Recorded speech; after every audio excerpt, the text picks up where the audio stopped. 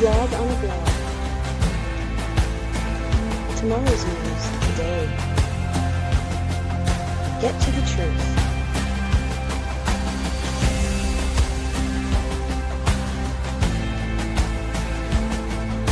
Comment, subscribe, share.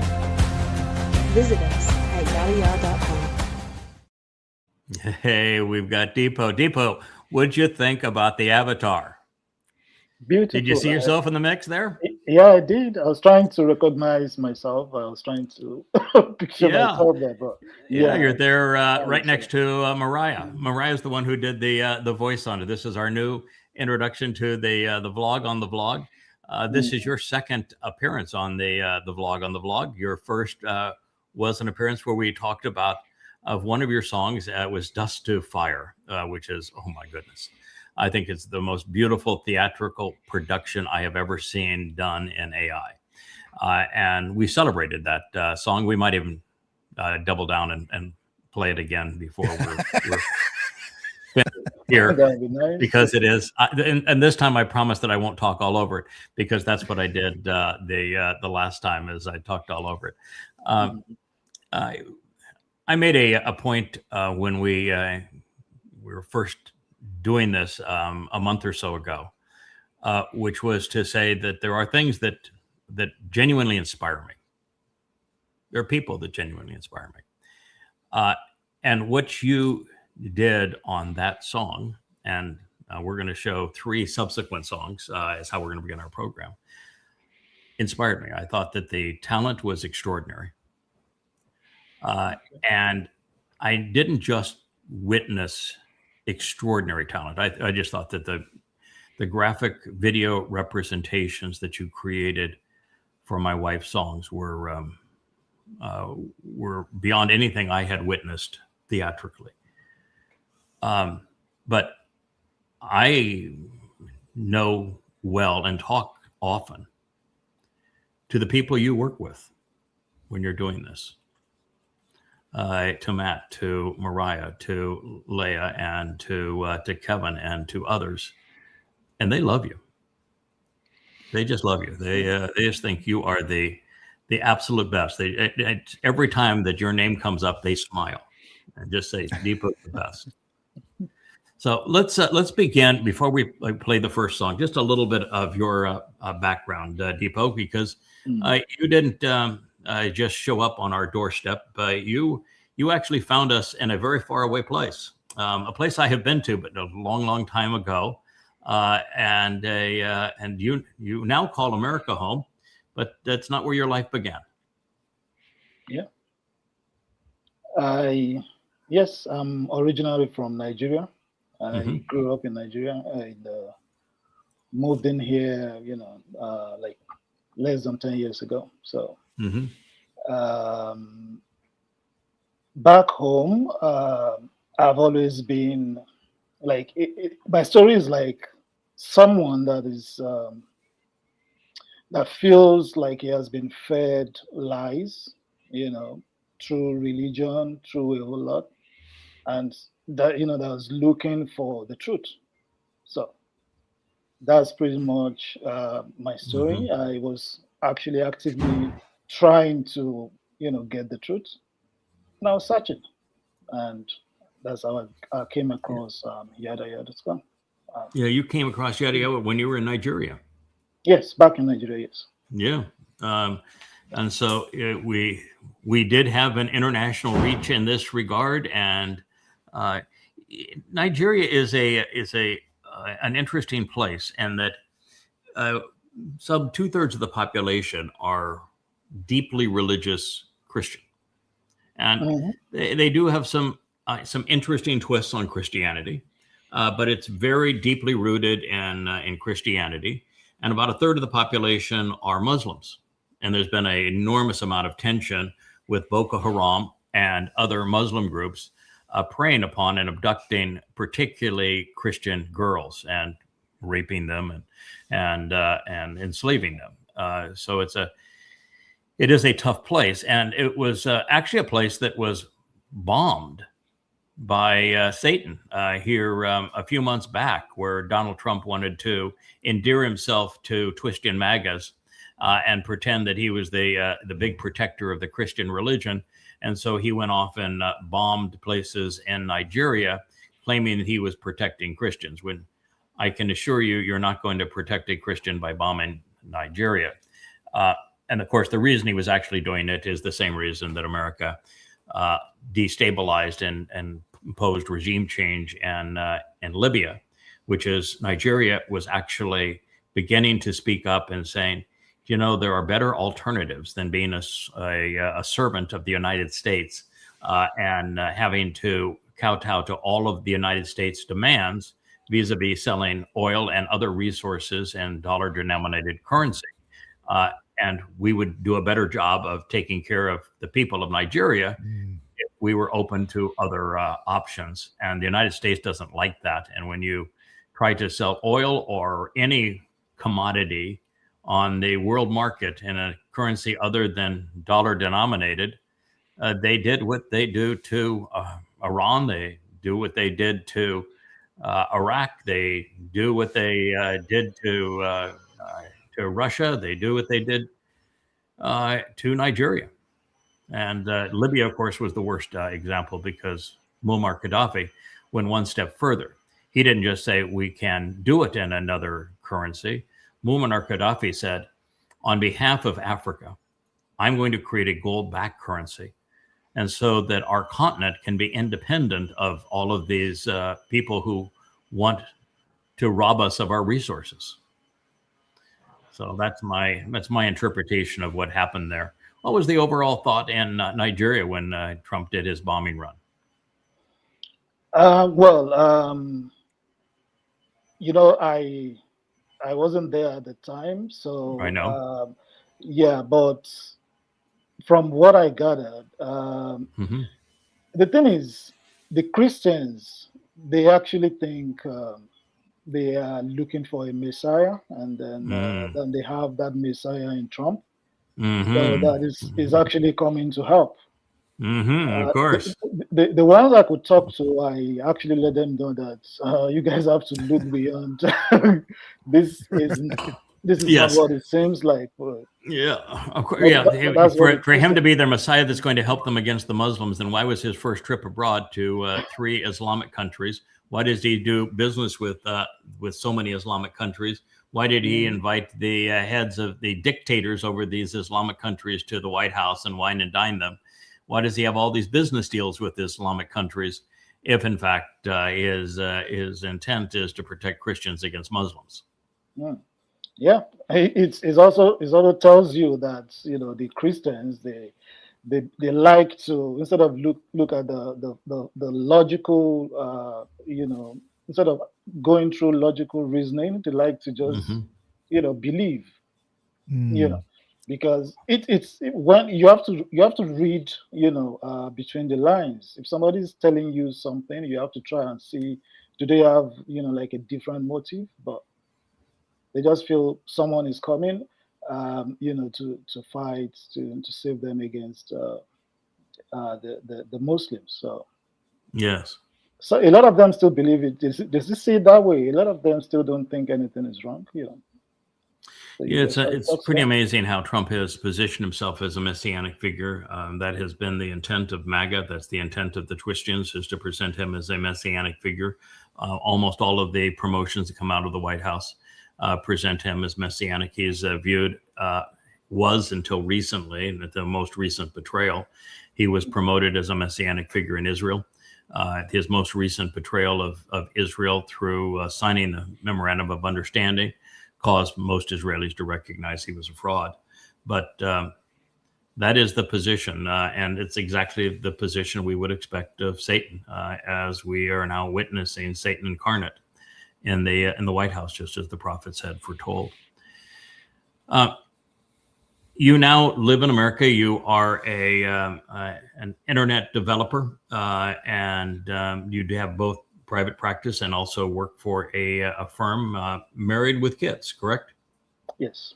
Yeah.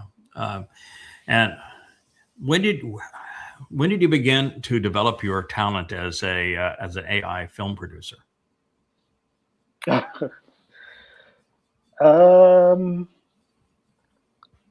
That is actually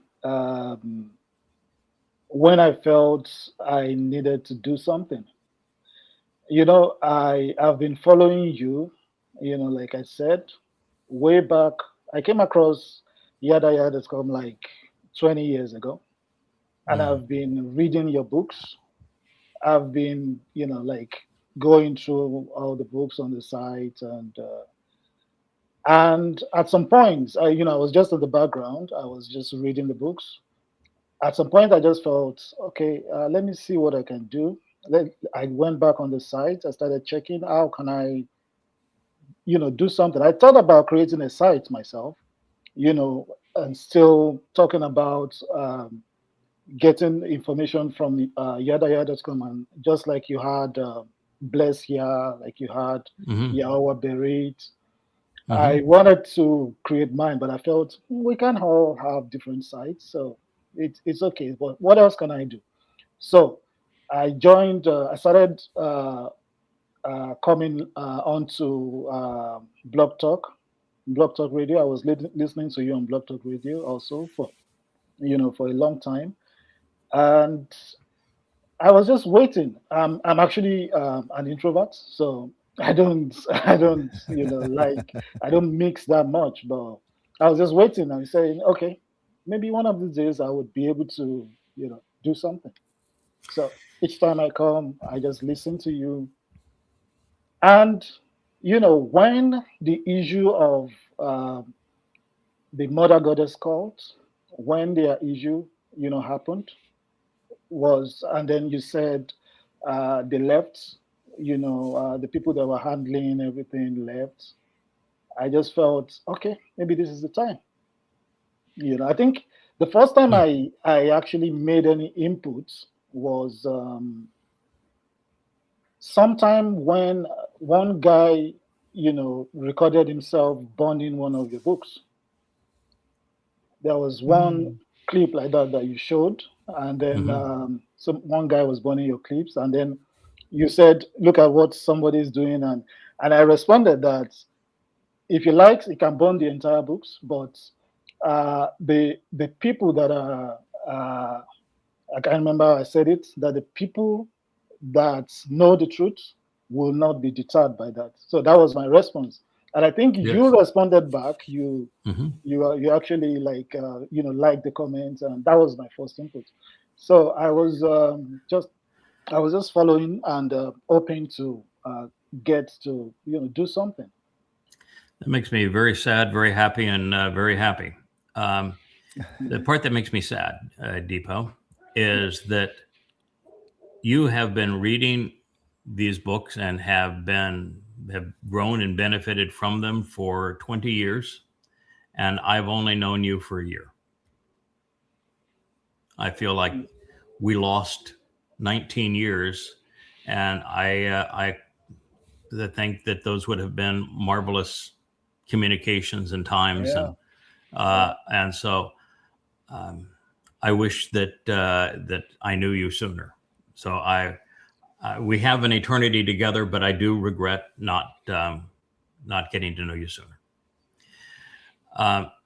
The positive, the first positive, is that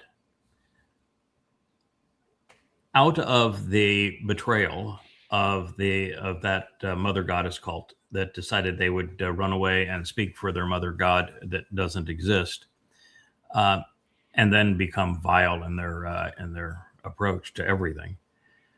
One of the things that it did that was so spectacular is it was like God saying, we got too much to accomplish. This is not the right team.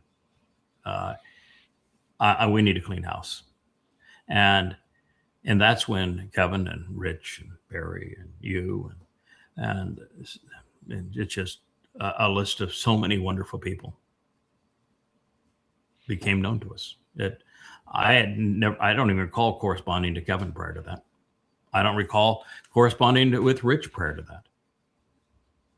And so it was this thing that you could look at as being so bad turned out to be the ultimate good. Yeah. So you were one of the beneficiaries. We are a beneficiary of that. How about that? I think we're all beneficiaries. I think you benefit. I think we benefit. I think it's a mutual benefit. Yes. The other thing that I will say is that, well, this may not have corresponded with your decision. It sounds like you made the decision before I said this. So you did it on your own initiative. That's even better. But about 6-7 months ago, when I changed Kevin's life by coming up with the idea we should have a family page, and that everybody that was in the covenant should find a way to make a contribution, because this is the way that we show God that we're trustworthy, that we are someone whose soul he can take into 7 dimensions and go explore the universe, and most importantly, trust to raise the mortal remnant that survives, that we're people he would trust with that kind of power. And it's hard to earn that kind of trust without actually earning it and to do something. And so I came with the idea, let's all, everybody start making, whether it's a vlog, or find a place that you can make a contribution, and don't ask somebody to tell you what to do. And don't use the excuse, well, I'm not computer literate. I'm not an artist. I'm not a good speaker. Don't use, I'm an introvert. Don't use anything as an excuse. There's so much that can be done. Find a spot and do something positive. And of course, it has generated that family page, which will, it's still up, but from the link that we have to it, as opposed to direct from the site. Joe is revamping the site with a much more robust administration tool. And so when that's done sometime in a week from now, I think the family page will be live on the website. But it is a beautiful thing. And your contribution has, if you participate here on the blog, has been in the graphics of the songs that you've created. So this was a skill set that you developed in concert with doing exactly what you're doing. Yeah, pretty much, because I've been used to, as a developer, I've had to do, I've had to design stuff, and but not necessarily. I did when I started. What I did was actually to create some videos on. I was trying to teach people how to code, how to write programs. So I did it like a cartoon kind of series. Oh, okay. So like an avatar doing programming. Yeah, so I did that, and so that's actually how I started. And then I was doing that. I was posting it, and then I just said, yeah, I can do this, because there is a lot of information on YAHOWAH.com, and I said I can actually just adapt this. And I started with on YAHOWAH.com. I started with the timeline. I looked at the timeline page, and I saw that I think I counted about 94, distinct sections. So my original plan was to make like 1-minute videos, graphic videos, telling the story of each one of those timeline points. So that's how I actually started. Yeah. Okay, I would tell you that if so long as Leah is not listening now, we'll talk softly in case she's listening. Because if I were to pull you away from creating the graphics for the song, I'd be sleeping in the house next door. You wouldn't eat for a week. Yes, I would. Yeah, I wouldn't eat for a week, which would probably be good for me. But we don't want to upset Leah. Creating videos for the highlights of that timeline, so that some of them are not just graphics, and some of the graphics, by the way, we need to improve. It got like you and Leah and others were creating graphics for the timeline, and we got to a certain point and they just stopped creating them, and I ended up being the one who filled in the remaining graphics, and I have no talent in that area whatsoever. So we do need to finish some of those graphics down the timeline. But if we had a dozen or score of the most interesting moments on that timeline as a video, oh my goodness, it would be so much better. So I would, so long as it's just between the two of us, I would love to see that. Leah is quite jealous of the people that she loves, and so I have to be really quiet here. So we'll speak quietly. But that is a tremendous idea, and it would be greatly appreciated. And I can assure you they'd be incorporated immediately and enjoyed by all. Yeah, in fact, one of the things I'm just on that timeline that trying to get Joe to take that original calendar that he did long ago, that we now have incorporated into the Shana Years volume of YAHOWAH, but to take that calendar and make it, in addition to being in the Shana Years book, but also as a link from the timeline page. You know, we have the counters, but the counter isn't to every individual date that we want to be celebrating. Mm-hmm. Yeah, so I would love to have all of that calendar presented through 2033, and I know he's going to do it one of these days. But I'd love to see it. All right, so with all of this, we're going to start with To Israel. That's the one you want to start with? Yes. Okay, and just as an introduction to that song, you and Leah were given a tremendous challenge that is so enormously difficult for that song. And that is that two things. Number one, I wrote the lyrics, and I'm not a songwriter. And I wrote the lyrics with a cadence and with rhyme. So normally, if you're writing lyrics, it's if you're writing like it'd be 5 lines in each refrain of a song, you'll only have 2 of those lines rhyme, and you will make no attempt to have the cadence of the lyrics be somewhat similar. And in what I did, every line of a group of 4, everyone rhymes. And that is not the way you write lyrics for songs. And so that made it difficult to produce a song when it was written as poetry, not as lyrics for a song. The second part is the voice is Yahweh's.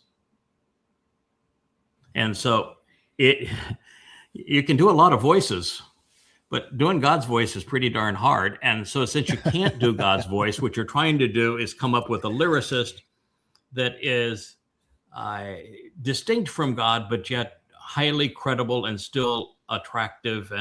And so it's this realization you cannot do God's voice, but you're trying to create a voice that's respectful of who he is. And so that made it really difficult. And then you have the challenge that to create every line that ends in a rhyme, there aren't the normal themes that you would have through the refrains of a song. So you're constantly trying to say, all right, I can't create an animation here or a graphic for the one line. So I need to try to figure out what's the theme of this refrain.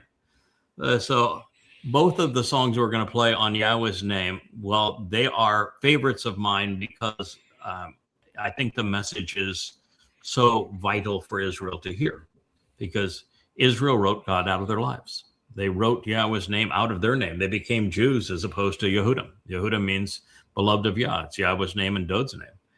And they wrote Yahweh's name out of his Torah and out of their Talmud and really out of their lives. And so restoring Yahweh's name and restoring Dowd's reputation are the 2 most important things we do. And so I love the songs and I love the lyric because I think they're essential listening and watching for Israel. But I also appreciate the level of challenge that I gave you. Mm-hmm. Yeah, it's something that that needed to be done. I think that's the transcript of that song. I think you You actually read it out sometime. I did. One of these shows. Yeah. I did. That was before even the song was created, because I did. know I read that Yes. thing before. So yeah. Yes. It's Yeah. In it's, fact, it's I've a done it message twice. that needs to I've be gone through it passed. twice, and Yeah. and It's a message that obviously, needs to be passed. yes. And rather than being my voice speaking on behalf of YAHOWAH, they've done the song as a real song, which makes it much more emotional and I think powerful. So let's play it. Is there any further introduction you'd like to make before we see it? Well, I would just say, Israel needs to listen to this, because it's funny that even their prime minister's, name, there is Yah in that name, and they don't. Yes. They don't seem to even understand, what that means. So they need to. Yeah, they need to, and they have come up with all sorts of religious excuses for writing it out of their lives. But they claim to be Torah observant, and yet the third statement on that second tablet says that the negation of Yahweh's name is unforgivable, and to have written it out of their lot, to have replaced it and taken it out of Judaism and out of their name, is committing the offense that is unforgivable in the third statement, Yahweh etched in stone. So there is no return for Israel. God has divorced them. He is in Shamaim, and he is not returning until they return to him. And that return is impossible prior to them embracing his name. That isn't all they need to do, but that is an essential first step, is to embrace his name. It makes it very important. I think this is the one that actually begins with the Paleo-Hebrew inscription on the rock. And the letters, for those who do not know, the original alphabet in Hebrew was a pictographic alphabet, where even if you were not literate, you could make out the meaning of the words by looking at the letters that comprise those words. And Yahweh's name is written right to left as a hand reaching, the arm and hand, the upper arm reaching down, the forearm reaching out with an open hand to us. It's comprised of two individuals that are standing up, reaching up, paying attention to him. The first letter is a yod, which is originally called the yod, which is hand in Hebrew. And the two heys are from the henna, which means to pay attention, to look up, to notice what's happening here. So there are two people looking up, noticing and being observant of God. They are standing on either side of what was drawn as a tent peg. The tent peg was essential during that time because it was what you used to secure the tent, like the tent of the witness, but also the tent that's your home. To enlarge it and secure it was all based on the quality of that tent peg. And looking at the most ancient evidences of that alphabet years ago, and it was just actually a year ago with Joe being here, we refined those letters so that we have a much more accurate depiction of how they were drawn and what they represent.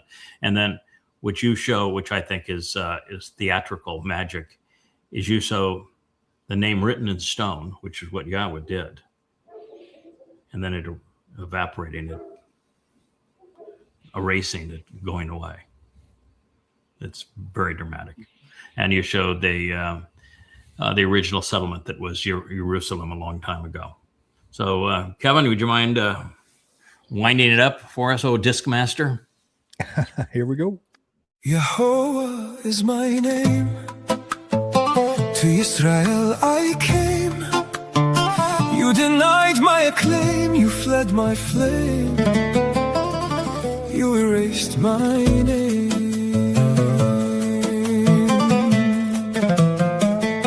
When I was your God and Dowd your king, there was a different song to sing.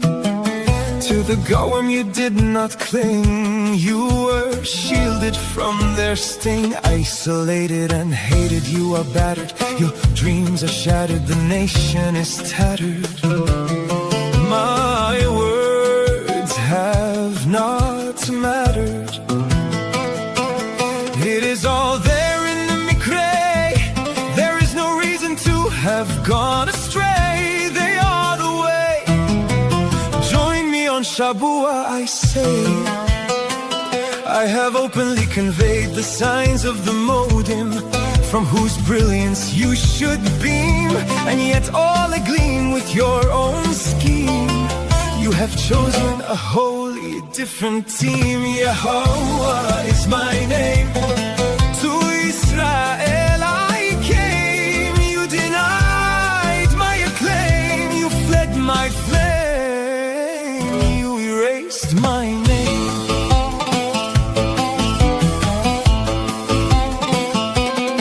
With Dowd as your Messiah, as foretold in Isaiah, you are not a pariah. Have you read Jeremiah?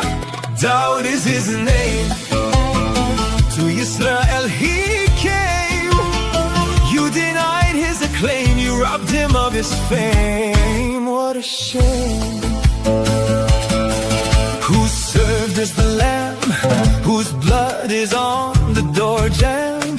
Do you need a diagram? Do you even give a damn? Do you know the son who was given? For what has he striven? How are you to be forgiven? What is your decision? Dowd is his name. To Israel he came. You denied his acclaim. You robbed him of his fame. Have you no shame? This need not be the end of the story. You have been called to glory. To my covenant be a signatory. Respond to this allegory. If you wish to be replevin, let's remove your leaven. It's on the basis of 7 that I can bring you to heaven. So this is the story of my luminaries, even as they have become your adversaries, when they serve as my great emissaries, and with whom I've compiled esteemed libraries. YAHOWAH is my name. To Israel I came. Accept my acclaim, embrace my flame, reinstate my name.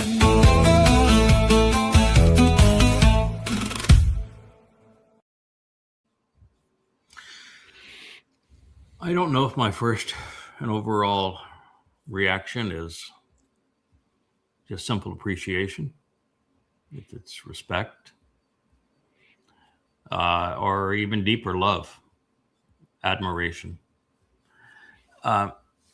We've been doing this for 25 years.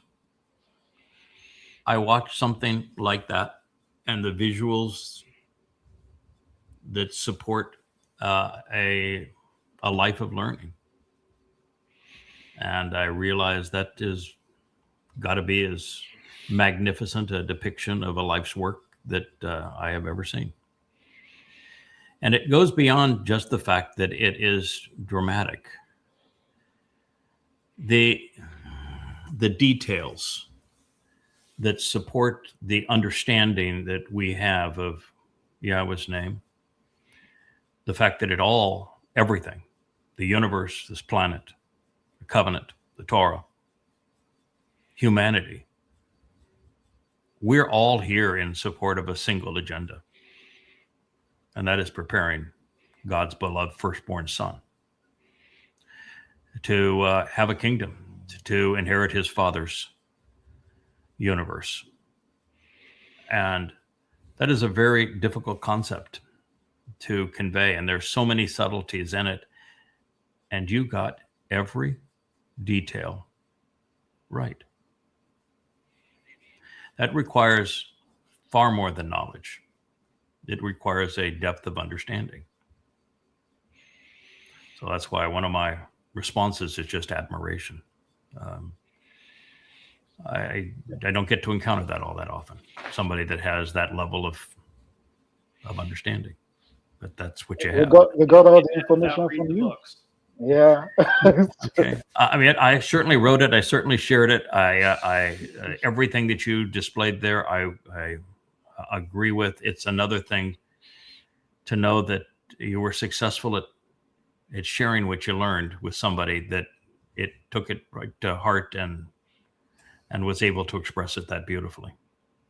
Yeah. So it is a gratefulness of you. You know, you work 12 hours a day, 7 days a week for 25 years.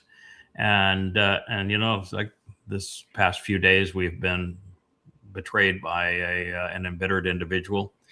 And last week it was being betrayed by another bitter individual. And sometimes, you know, it's hollow and it's frustrating and it's empty. And you say, oh my God, I mean, these people I was so kind to, tried to do so much for, and to be thanked by them vomiting on me, I really appreciate it. Geesh. But the antithesis of that is you. And this. That's one of the great gifts to God, to Dowd, to Israel, the covenant family, man. What you did there is magnificent. I do want to play it again, Kevin. I want to talk about a few things that are in that song, because that song does it blends several themes together. The first, of course, is foremost, is that God has a name. It's Yahweh. That name is not in dispute. You cannot write it YHWH, and you cannot write it in Hebrew unless you're writing it in modern Hebrew and phonetically. The pronunciation of it is exceedingly easy to deduce. It's based on the verb haya. Haya tells you how to pronounce 3 of the 4 letters. And it was delineated to us in a book called the Torah. And the O in Torah is from the wall. Pretty much answers that question, doesn't it? And if you didn't, then go tell somebody shalom and consider where the O sound came from in shalom, and you pretty much got it resolved. Now, the fact is that I took 2 to 3 weeks of my life and I examined every Hebrew word, and that included the yod, the hey, and the wah, and made a complete analysis of every word and every name in Hebrew and the legacy of those names to deduce the proper pronunciation of it and prove it. And that is in an introduction to God. But the simple truth is it's Yahweh. Leah has subsequently caused the voice that she's cultivated for these songs in the last 2 or 3 songs to get the pronunciation correct. In this song, it's not great. It's YAHOWAH in this song, and that is incorrect because the yod makes an E sound in English as it does in Hebrew, and the ah sound is from the hey. The O sound is from the wah, and then the ah sound is from the hey. And so when you combine the hey and the wah together to get how, you're actually mispronouncing the name. So it'd be YAHOWAH. But you'll still notice that I'll tear up at the song and love the song. I'm going to make the note of this. But this notion that we shouldn't pronounce God's name for fear of mispronouncing it is ludicrous. Who did Yahweh use to introduce his name to his people and to the world? That was Moshe. Moshe. Moshe claimed to have one disadvantage, didn't he? He said he had one disability. What was that disability? Stutters. Yes, he said he had a thick tongue, which means he didn't pronounce words correctly. So we want to put those 2 things together? I mean, it doesn't take a genius to make that connection. Could God have chosen a man who stammered, who had a thick tongue, to introduce his name to the world if his concern was it not being pronounced perfectly? Yeah. Absolutely not. So that lie just goes away by the very fact that Yahweh chose a man who said that my diction isn't great to introduce his name. Yep. So that is the reason why I have no issue with it being slightly mispronounced. because I know we would and we have made the effort to correct that, and God wants it spoken, and if it's for His point of view, it's 1 billion times better to have it spoken, and to have the hey linked to the wah than it is to have it not spoken. And I think one of the worst things that we're having now is to have so many religious buffoons out there, and we've seen it all over. Now, going back to writing YHWH, that's completely invalid. Mm-hmm. Yeah. You can write God's name in Hebrew, or you can transliterate it in English. You are not transliterating it when you write YHWH. It is inexcusable, and it is erasing Yahweh's name. It is in direct conflict with the instruction that God gave us. By the way, guess who just walked in the room? So we may be in the doghouse talking about the timeline. But don't tell her. She might not have been listening to that part of the show. She's chuckling over there. The second part of the song that I want to talk about is this integration of Yahweh and Dowd. And that was the interesting thing. I took the chorus of that song, and it was, you erase my name, and speaking of Yahweh. But then it transitions to being Dowd. And we make Dowd as important in that song as is Yahweh. Because from our point of our existence, He is. Mm-hmm. We don't exist without Him. He was Adam. He was Shem. He is the firstborn, the Messiah, the Savior. The most popular religion on earth today exists by robbing Dowd of his titles, his achievements, and his everything. And, it's just this great crime. And by reestablishing Dowd, we're doing something that makes God even happier than reestablishing His name. Mm-hmm. And this is something Israel must come to embrace. They claim to have a star of David or a shield of David, and there is no such thing. It's an absolute pagan lie. They need to drop the star, embrace the menorah, and the one that's over my head here, it's the 7-candle menorah, not the 9. And embrace Yahweh's name and recognize that we're all here because God had a firstborn. It's Dowd. And Dowd is the Messiah. He is the former king. He is the returning king. He is the one who suffered crucifixion in 33 CE, fulfilling Pesach. And then He fulfilled Matzah by taking our guilt and depositing it in Sheol. And He became the Bakor, firstborn of Bakorim, firstborn children. And I think that the juxtaposing of those two realities, those two names, and what do you get when you combine Yahweh and Dowd? Dowd. I wish it went from your lips to the ears of all Israel. There's no such thing as a Jew. It's a made-up name. What Jew does is erase Yahweh's name and Dowd's name from their name. Mm. You want to have the shield of Dowd in your lives? Go back to your real name. You are Yehud. And Yehud is a combination of Yahweh's name and Dowd's name. And it's one of the most profound insights you are ever going to consider. It makes you the beloved of Yah.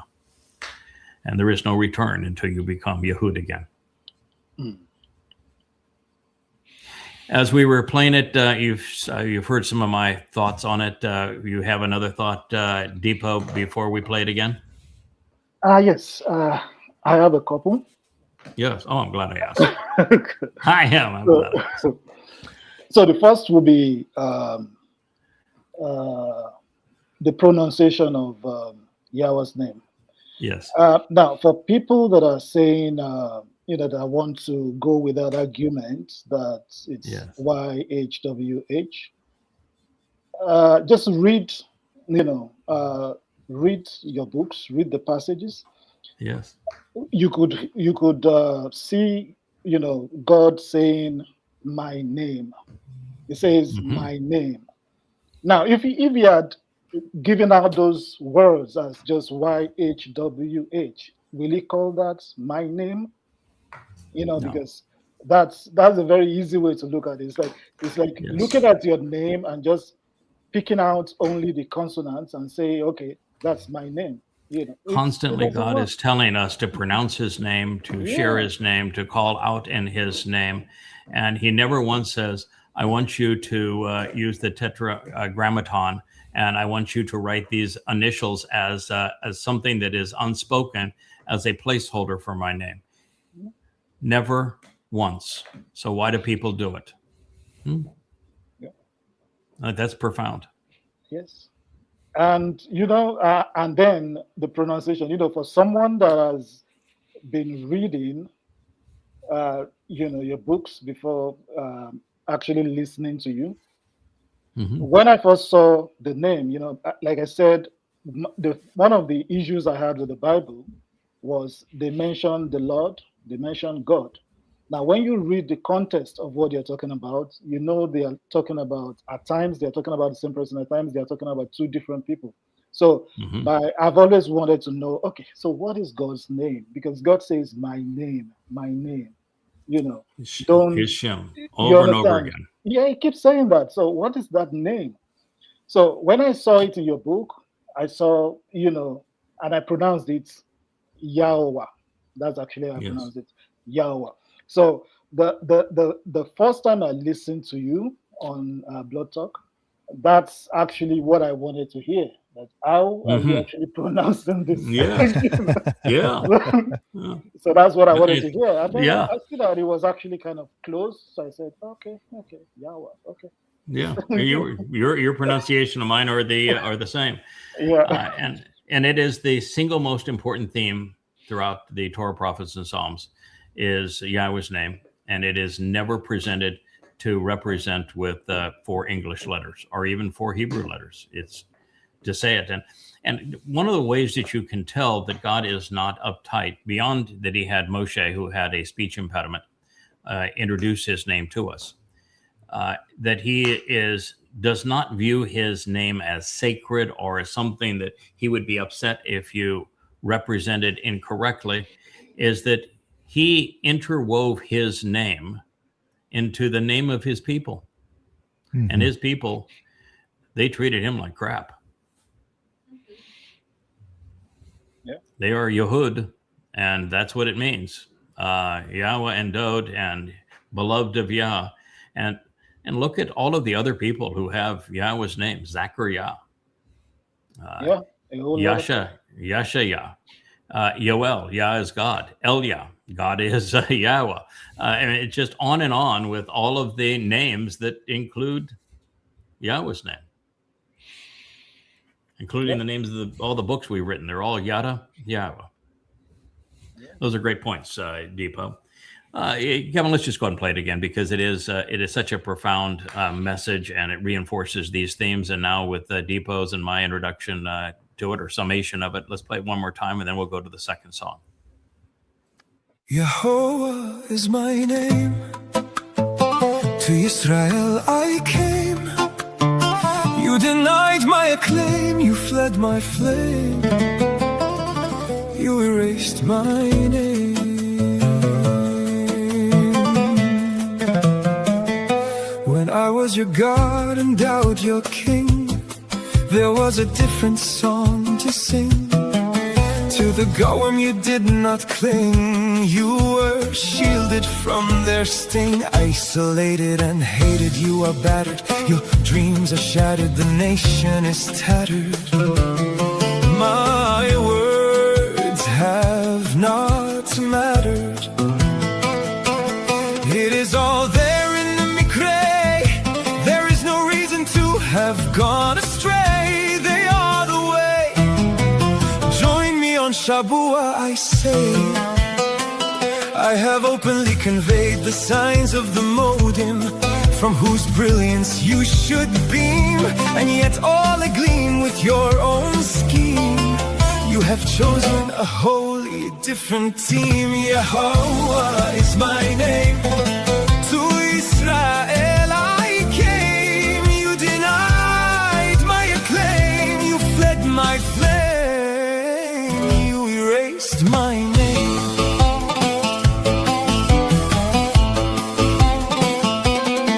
with Dowd as your Messiah, as foretold in Isaiah. You are not a pariah. Have you read Jeremiah? Dowd is his name. To Israel he came. You denied his acclaim. You robbed him of his fame. What a shame. Who served as the lamb, whose blood is on the door jamb? Do you need a diagram? Do you even give a damn? Do you know the son who was given? For what has he striven? How are you to be forgiven? What is your decision? Dowd is his name. To Israel he came. You denied his acclaim. You robbed him of his fame. Have you no shame? This need not be the end of the story. You have been called to glory. To my covenant be a signatory. Respond to this allegory. If you wish to be replevin, let's remove your leaven. It's on the basis of 7 that I can bring you to heaven. So this is the story of my luminaries, even as they have become your adversaries, when they serve as my great emissaries, and with whom I've compiled esteemed libraries. YAHOWAH is my name. To Israel I came. Accept my acclaim, embrace my flame, reinstate my name.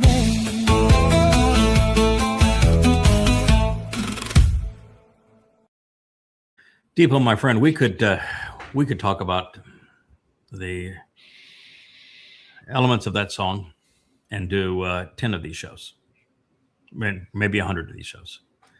There are just a few more highlights I want to mention, if you don't mind. One is when it says, "You fled my flame." What that's speaking of is when Yahweh was conveying the opening book of the Torah to Moshe on top of Mount Choreb, which is the very place he introduced his name to Moshe. He told Moshe to, that when he goes down the mountain, give the children of Israel 3 days to get their act together, get all cleaned up, get prepared, because while it was just going to be a projection of Yahweh's light and voice, it nonetheless would be a lot for them to process. And so he gave them 3 days to get ready for it. And he did exactly that. He demonstrated his light before them and the resonance of his voice. What was Israel's response? Go away. He told him to go away. Told God to shut up, go away. We never want to hear from you or see you again. It's one of the most tragic statements ever made. Jews don't want to tell you that. But the fact is, that's what happened on Mount Choreb. They hadn't even left Mount Choreb yet. And they told God to go away, to shut up. They never wanted to see him or hear from him again. So, God's response to that was, I agree. I agree, that's best. And he said, I agree that's best for 2 reasons. One of them is he had no interest in being around them either. They were obnoxious. God saves you from certain death, slavery, and a country that is abusing you like this, perpetrating genocide and apartheid on you. And he saves you from it. And this is what you do. Why would you want to spend time with those people? The second reason is that God already had a plan. He had already deployed the plan numerous times. He did the plan with Chinook. He did the plan with Noach. In fact, the plan was in play with Amram and Jochebed with Moshe's birth, and was materialized with Eldad and my Dowd during Moshe's meltdown. God already had a plan. And God's plan was, I have souls that I can work with, I can rely on, I enjoy these souls, and I'm going to redeploy these souls. And that was his plan. Now, how does that bring us to today? Is because, well, God has redeployed 2 of those souls to create the homecoming for the soul that he cares the most about, that of his beloved son, Dowd. This time, it has to resonate with enough people for there to be 2 harvests and for them to be a mortal remnant. And so this time, those 2 individuals can't do it alone. I don't care how dedicated they are. God needs to have a family of souls that are engaged, devoted, consistent, mature, responsible, reliable, that he can count on. You're one of those souls. We're going to play this song, Dipo, on the YAHOWAH Jumbotron. In the book of, I don't know if it's Yoel or is it in, I think it's in Yoel, could be Zachariah.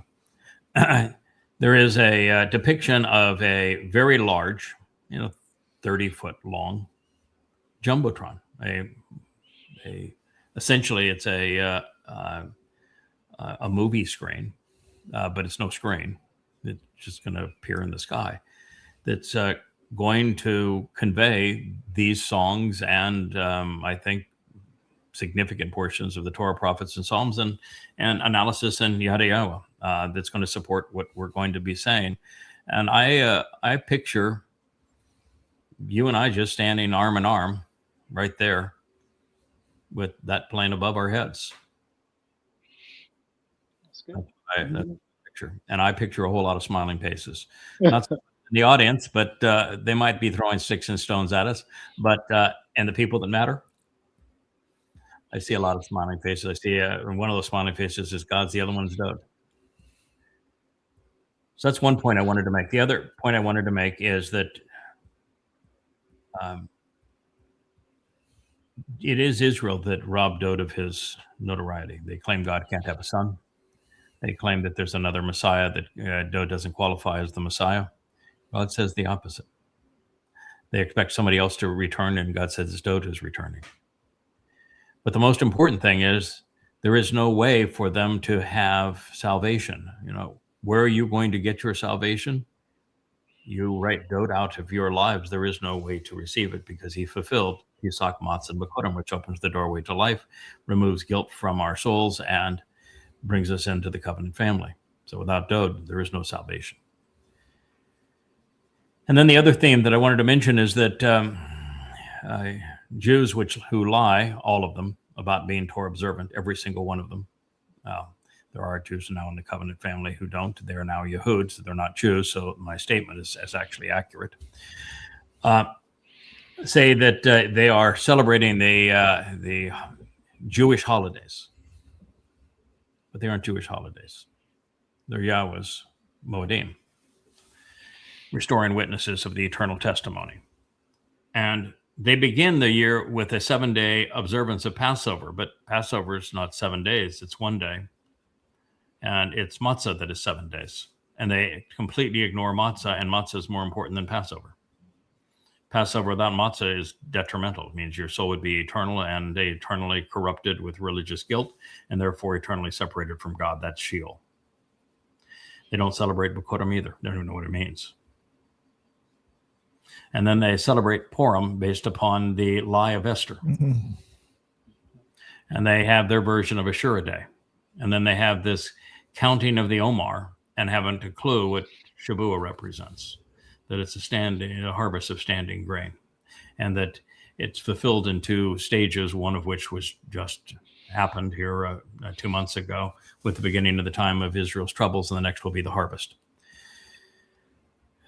They replaced Teruah with a Babylonian holiday of Rosh Hashanah, ahead of the Babylonian New Year. They call it the beginning of the High Holy Days. Holy in Hebrew means diseased. And the beginning of the year, and according to YAHOWAH, is in Abib. And the 14th of Abib is when we celebrate Pesach. And then they turned Yom Kippurim, the day of reconciliations, into a day of affliction. And I don't think you can reconcile a relationship by being afflicted or by afflicting someone else.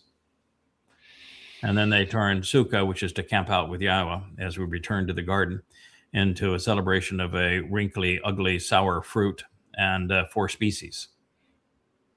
It is just an abomination as to what they have done. And they pretend to speak for God when they're doing nothing but annoying God. So Israel, you really need to take to heart Leah and Dipo's song. That's actually Craig, Leah, and Dipo's songs. She wrote the score, I wrote the lyrics, and you created the graphics. But it's a collective effort. And I think the Jews, I think they actually know some of these things, but it's probably because of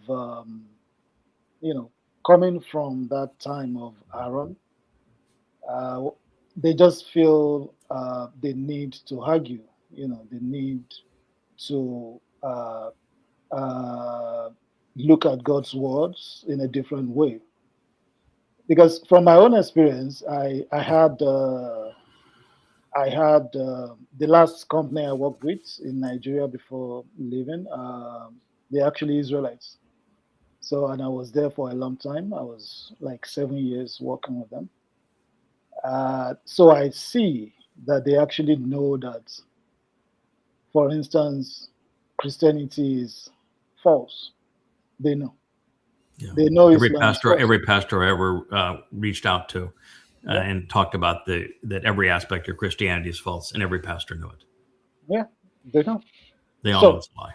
Yeah, but I think it's just them wanting to maybe project themselves as maybe equal to God or whatever.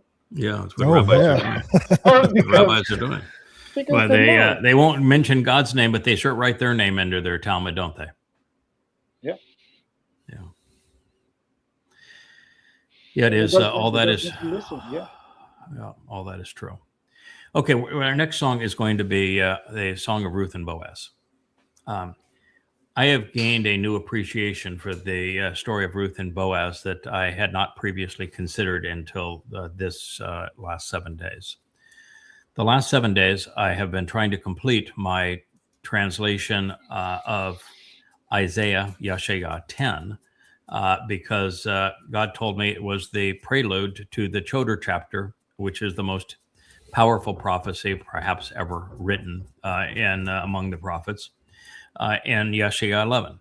And I just said, I want you to go back to 10, rewrite it, because it's going to explain the situation and the time that you as the Choder are being deployed, and you need to know your role, and people need to know what to expect. So it is the environment that you're being deployed. And you get towards the end of the 10th chapter of YAHOWAH 10, and it's a journey through towns. And the theologians would tell you that the towns that are mentioned are where the Assyrians, with an army of 185,000 warriors, were bivouacked or that were passing through. But that can't be true. And the reason that cannot be true is that the towns that are mentioned are first and foremost in the hills and the valleys north of Jerusalem. Lachish was the last town in Yehudah that Sennacherib and the Assyrians assaulted with a long siege. It is southwest of Jerusalem. And it's in the valleys where there is plenty of food for a large army and vast spaces for a large army.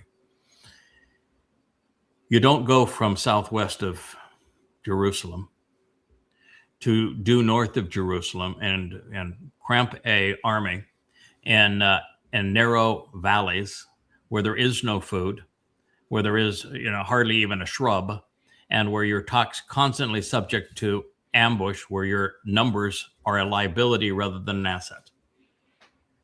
It's not possible. It'd be saying the Assyrians became the world superpower at the time by being really stupid. And the other thing would be an army marches, the trained armies of the day marched 7 miles in 3 to 4 hours. And the places where he begins to depict them are 6.5 miles north of Jerusalem. That's a 3 to 4 hour march. Are you going to write a prophecy about the positioning of an enemy that's come to annihilate Jerusalem when they're 3 hours away from knocking on the door? Not much of a prophecy. Not much of a prophecy. The ink wouldn't be dry before they'd be knocking at the door. Thank you, Captain Obvious. No, it's Captain Obvious. No, that didn't happen. And there's like 20 names, maybe 25 names. So I decided to do what I've always done. I thought that the names would tell a story and that the actual story was in the names. So I translated every name and I linked them all together to convey a message that was pertinent to our time, which is the time that the prophecy is being written. And every one after another, you say, boy, this will be the next one. This one will trip me up. I'm going to have to admit that I finally run into a roadblock here, but nope, they just get better and better. So what that leads me to is the emphasis on a town called Geba. And Geba probably doesn't mean anything to many people. You ever heard of Geba? Maybe. Is that Geba or Gibbon or something? Is it Geba? It's Geba. Yeah, Geba. Yeah, it's written two different ways with I think it's an ain at the end of it, and the other one's with the hay at the end of it. Or with the hay at the end of it after you have the ain. That's two different ways.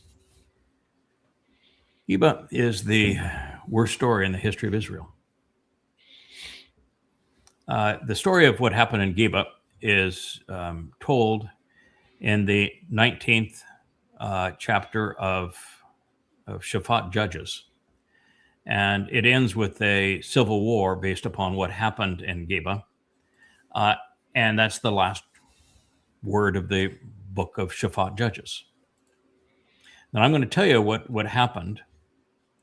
And then I'm going to tell you what is the next word that we find from YAHOWAH after the book of Shaphat Judges. Do you know what it is? No. That's talking about the part. We're talking about your song now. I'm introducing your song. What do you think the next word that YAHOWAH spoke after the book of Judges ends? He said he's going to give them Kinsman Redeemer. In other words, the remedy for what happened in Geba is in the book of Ruth. You go from one word to the next, the last chapters of Shaphat Judges to the opening chapter of Ruth, in one breath to the next. All right, so what happened in Geba? It starts also in Bethlehem, which is the featured town, isn't it, of the song that Leah's song that you created the graphics and visuals for. That transpires in Bethlehem, although it actually begins in Moab, and the story that takes place in Geba actually begins in Ephraim, and the man goes to Bethlehem. So both are stories that began outside of Bethlehem with the journey to Bethlehem, and then leaving Bethlehem. And this is a man who's a Loi, and he has a paramour, a concubine. Which means that he has more than one wife, and this wife has lower status than another wife, is what it means. So she's either paramour or concubine, whichever one you want to say. And she felt that what was good for the goose was good for the gander. In other words, if he had multiple sex partners, why not her? So she solicits some other man And when she does that, she says, that can get me in a lot of trouble here. This is kind of in this community. So she ran home to Dad in Bethlehem, and Dad took her back in. And so the Lowy went down there to get her back. And the man who was the father of this woman, who was both presented as a prostitute and as a paramour or concubine, is overjoyed by the Lowy arriving, thinks, this would be, get this woman out of my hair. Now she's unsalvageable because she's no longer a virgin, and she's now associated with prostitution. Oh my God, you got this guy that wants to take you. And he wined and dined him and said, absolutely. He was having a celebration of getting rid of his daughter. But most people don't understand why he was so ecstatic about this, but that was the reason. It was selfishness, not genuineness, because the man, the Lowy, was a creep. He was a real creep. I mean, creep with the capital K. How about that? He then walked back with her. He's got an R with him that we never hear from in the story. We just announced that he's there. And he has which is a very loud-spoken person that doesn't take garbage lightly, doesn't suffer fools well. And he has a couple of donkeys, asses with him. And they are heading back to Ephraim, to the hill country of Ephraim. And they are passing through places, and they decide that they're going to spend the night in Geba. And when they get to Geba, no one will offer them any hospitalities. They're out there in the courtyard. And a man comes from the fields, who is also from the area of Ephraim. And he decides that he would take them in. And you say, oh, well, there's a good Samaritan there. What a lovely story. No, he's a scoundrel with a capital scoundrel. They eat, drink, and have a good time that night. And the residents of Geba, they're Benjamites, they start pounding down the door. And they want to rape the old man that's the Lowy. They're pounding down the door because they want to rape the Lowy. And so the man who owns the home in Geba goes out to him and said, no, that's a disgusting thing. It's reprehensible what you're trying to do. Absolutely unacceptable. Stop it. Instead, I have a virgin daughter. Take her. Go rape my virgin daughter. You can do anything you want to her. And this man came with his paramour. Rape her too. Abuse her as much as you want to abuse her. That'll be just fine.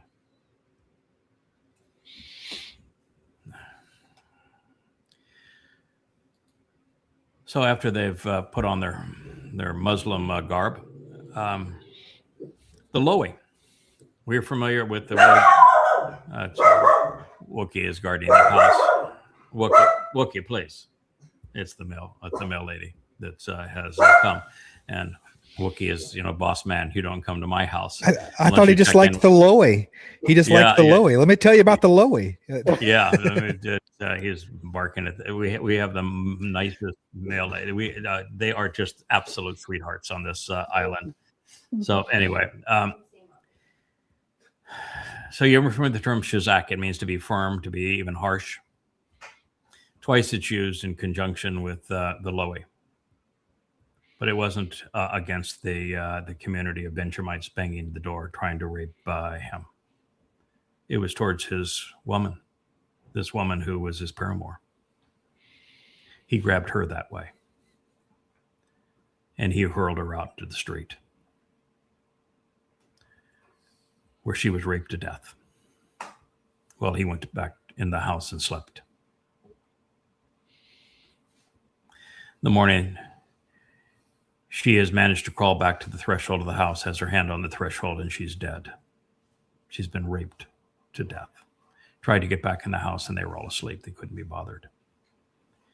He decides he wants now to go off and leave for the high country of Ephraim.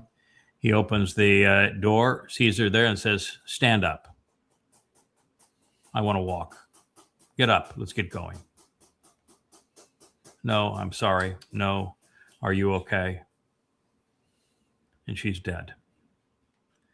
And he tosses her on the back of his ass, takes her back to the high country of Ephraim, where he dismembers her, cuts her into 12 pieces, and distributes those 12 pieces around Israel. And it prompts a civil war in Israel. And it's called the most despicable act that had ever been witnessed among Israelites. What the story says, and the reason it is brought up in the 10th chapter of YAHOWAH, is that what God is saying is that my people haven't changed. This is still who they are. From the lowly to the man who attempted to show some hospitality as fathers, as husbands. This is how they treat people. And what he's doing is trying to set the parameters so that we have an appreciation of what we're up against. You may have noticed in the last month or so that my demeanor has changed in these programs. I'm not soliciting anybody. And I am no longer accommodating at all. I know what we're up against. I know what is being asked of us. I know who we're going to have to deal with. And this is a situation where if you're not real, you don't belong. It's got to be men and women of backbone and character, or not at all. The last thing I want to be doing with all we have to endure is to have any one of us looking over our shoulders wondering if somebody's trying to undermine us from the back. This is what we're up against. He's trying to set the parameters on what our expectations should be for that final remnant. And what he's telling us is there was no one, not a soul within Israel that he could work with that could save Israel from themselves. That's what he's telling us.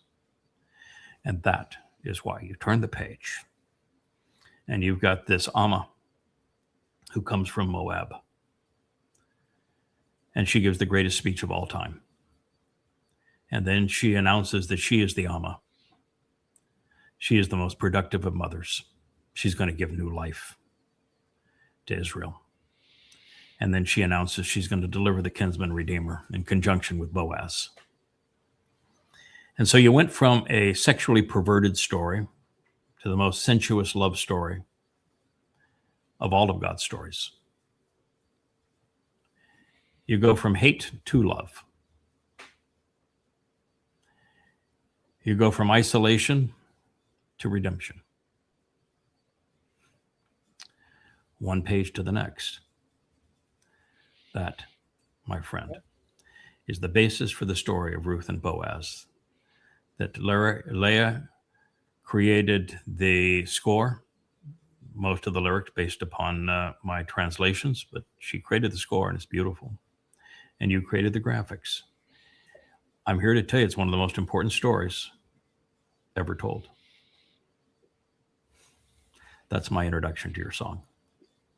Okay. Good. Let's play it and we'll have Dipo make. You have a comment before we begin, Dipo? Yes. That's Okay. actually my first song on this.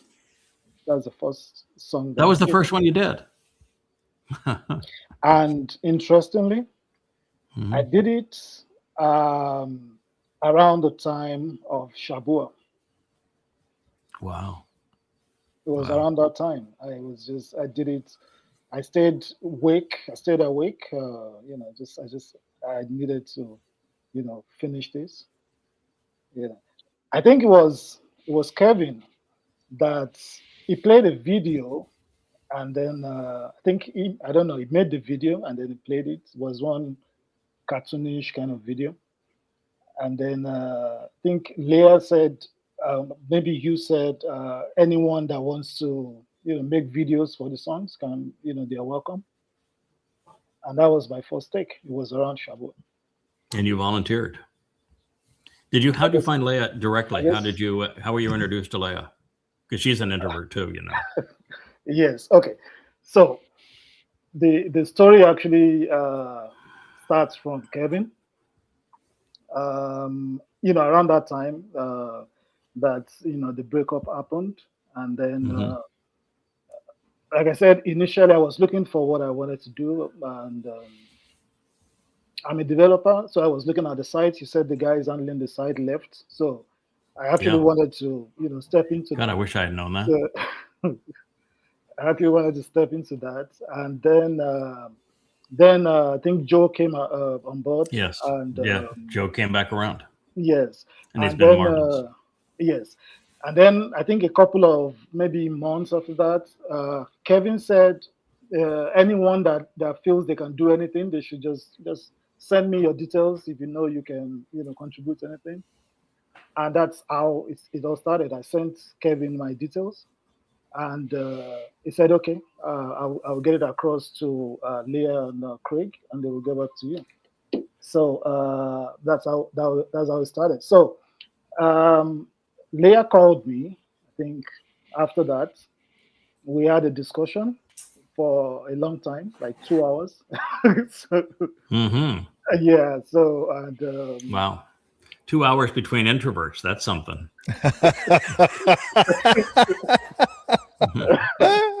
Yeah. And I could see that she is really very, very knowledgeable, and the discussion was just flowing, and and that's it. After that, I think a couple of weeks after that, she asked me to work on the on Kirk's glossary. Oh, really? Okay. Yeah, wow. I worked on the glossary. I put it together. I know a lot of people worked on it, but I think I was probably the last person that worked on it.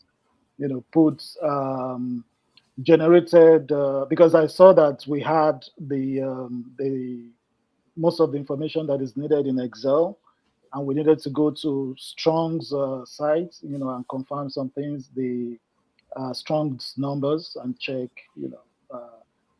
and then generate that into a Word document that had all of the glossary. So I actually did that. That was the first time I did. Wow. Okay. Yeah, we've still got an issue with that, and Perry's trying to deal with it on and off, and that is when we're doing the superscripts. The program that Joe wrote to create the superscripts for the book has about a 50% accuracy, so it's certainly not working. I think the superscripts are a great idea, but we either have to go back to the apostrophes or get it right, and we got to figure out a better way to get it right. And it's not easy because the transliterations of words, there are some 20 Hebrew words that are transliterated identically, but their meaning is very different if it's an aleph or an ain, and so it's not an easy task. So it's still something that it needs to be programmed such that we can deal with the program the overall result, and then deal with the discrepancies in a different way. And it's about that time, Dipo, that I started hearing Dipo this, Dipo that. Oh, you can't believe what Dipo did. I'm talking to Dipo. No, I'm working with Dipo. No, you can't have Dipo. I'd like to meet this Dipo fellow. No, you can't. He's mine. You were being coveted by many people. So yes, that's when I began to hear your name, and in fact, I even sent you a message on the YAHOWAH saying that I'm hearing a lot about you, pal. I would certainly like to meet you sometime. Is there a way we can get together? And I want to celebrate the song that you had written, which was Dust to Fire. Anyway, let's play. Unless you have another thought on Ruth before we go. No. Okay. Yeah. Let me just mention that on the glossary project, that was also the first time I met Moya. We spoke on phone as well. Oh yeah, she's a sweetheart, isn't she? Yeah, so she's a go-getter, man. I wouldn't want to cross that woman. She also is one that knows her material. She, in fact, knows is not the right term with Mariah. She understands. She really understands this material. Yeah. So she gave me the details about the glossary. This is what we have to do. Yes. And,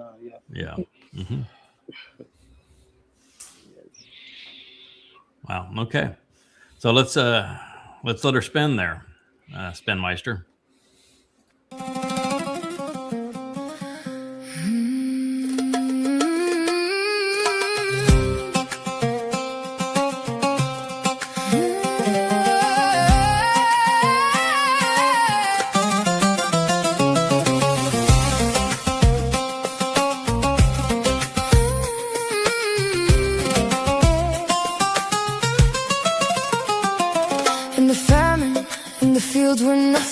When hunger called and hope wore thin, she came to glean where grain grew. A woman of measure, steadfast and true. Through grain and sun, through toil and need, she walked in trust, she learned to heed. And in the wind that moved the wheat, she found a shelter strong and complete. I will go where you go, where you settle I will remain. Your people be my people, let your Elohim remember my name. Where you are, a memorial will be there. I will go where you call me, to the family for Dowd's sake, for the one who redeems and gathers us in YAHOWAH's name. YAHOWAH's name. Boaz stood as a tower of strength, kindness measured wide in length. He saw the gleaner in the field, and by his word her fear was healed. He spread his wings of cover and shown her peace, a covenant of quiet release. And over grain and over night, he turned her labor into light. I will go where you go, where you settle I will remain. Your people be my people, let your Elohim remember my name. Where you are, a memorial will be there. I will go where you call me, to the family for Dowd's sake, for the one who redeems and gathers us in YAHOWAH's name.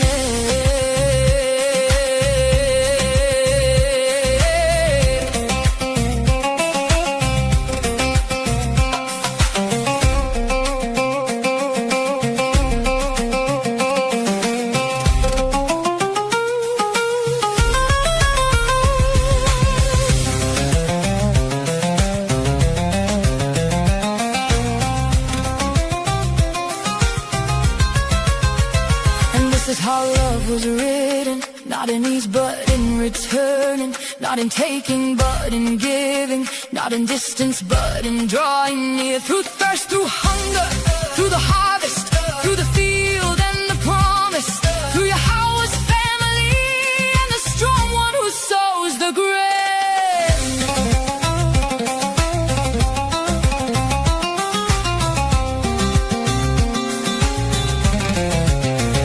Kinsman come in thunder, let the covenant be like a rainbow scene. Let YAHOWAH's name be lifted broadly, bright and clear, pure and clean. For Dowd sings of knowing and healing, of a father who calls us near. And Ruth with Boaz stands as a witness, love made flesh and truth made clear. I will go where you go, where you settle I will remain. Your people be my people, let your Elohim remember my name. Where you are, a memorial will be there. I will go where you call me, to the family for Dowd's sake, for the one who redeems and gathers us in YAHOWAH's name.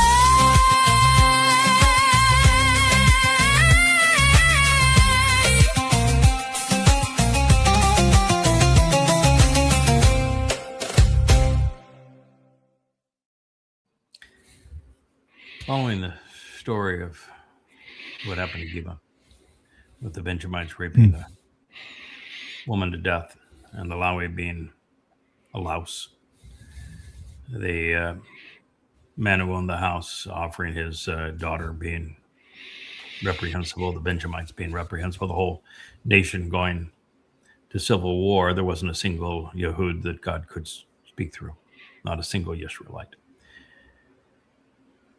To the appearance of Boaz in Bethlehem, it's very much like the fallen nature of man and the Nephilim, and the insertion of Noach. This was a crisis moment.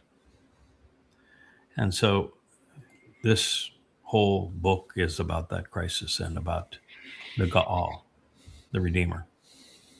Someone had to redeem these people. And the story is of Ruth and Boaz serving in that role. And they would not only be redeemers, they would deliver the Redeemer multiple times, 3 times, as a matter of fact. And so it is really powerful how the whole thing plays out. I think that had Leah waited for me to finish my translation of it, which is deeply emotional, it's sexual, and it's harsh as well. There are some statements by Naomi on the way into town that are reprehensible, and statements by the sages of Bethlehem that are equally disgusting. Yet the love between these two and the promise they delivered soars above it all. It's a story that no one considers that is the pivotal story of the Torah. And just to show you God's position on the whole thing, there's a title on one of the columns of the house of Yahweh's name, which is called the temple. And there's only one name on it. And it's not actually Yahweh's name that's on the house. Home for Yahweh's name? Temple. Yeah. It's not Yahweh's name. There's only one name on it. It's Boaz.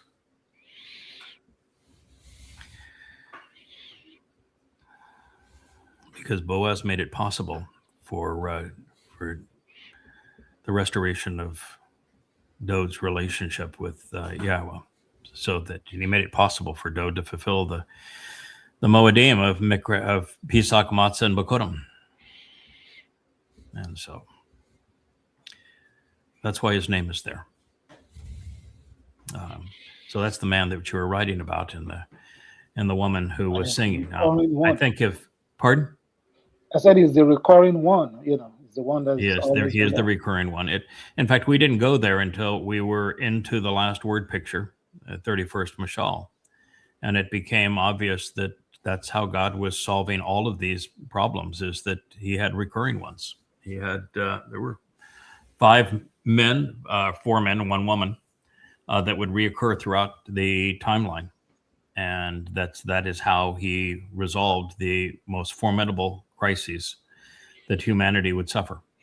And that's why this story is told at this time. They were resolving the calamity of Israel had melted down and wasn't even going to exist. They were in the midst of a civil war over a despicable act. And so the answer was Boaz and Ruth.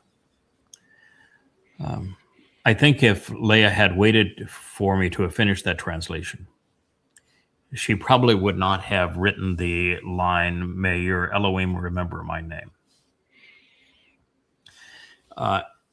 For a couple of reasons. One is that she is the central woman in God's story, so God obviously knows her name. And her name isn't really all that important. Her role is, and her titles are.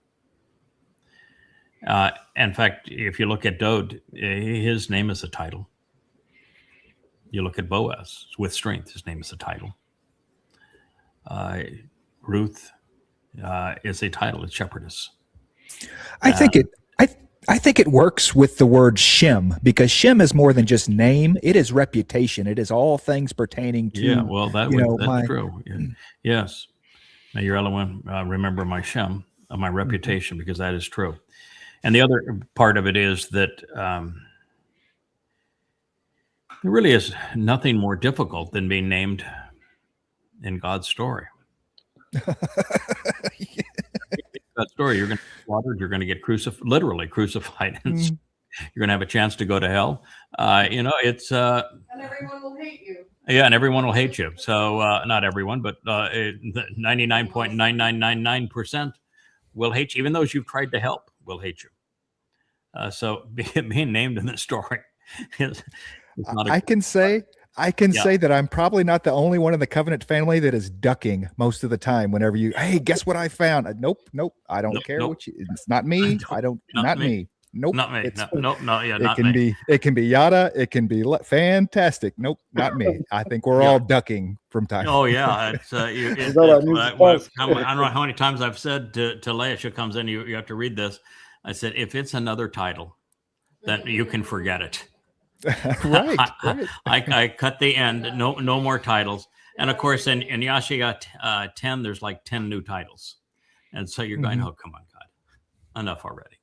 Nope, not enough, never enough, never done.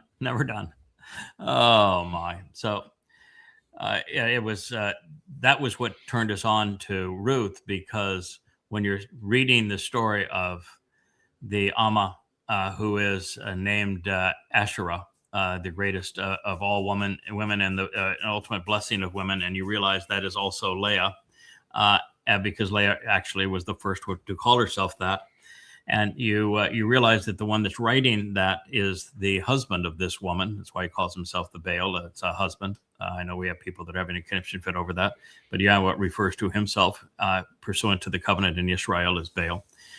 It's a very good term that Hasatan usurped, but he usurped Asher too, and Asher is an exceedingly important term. So.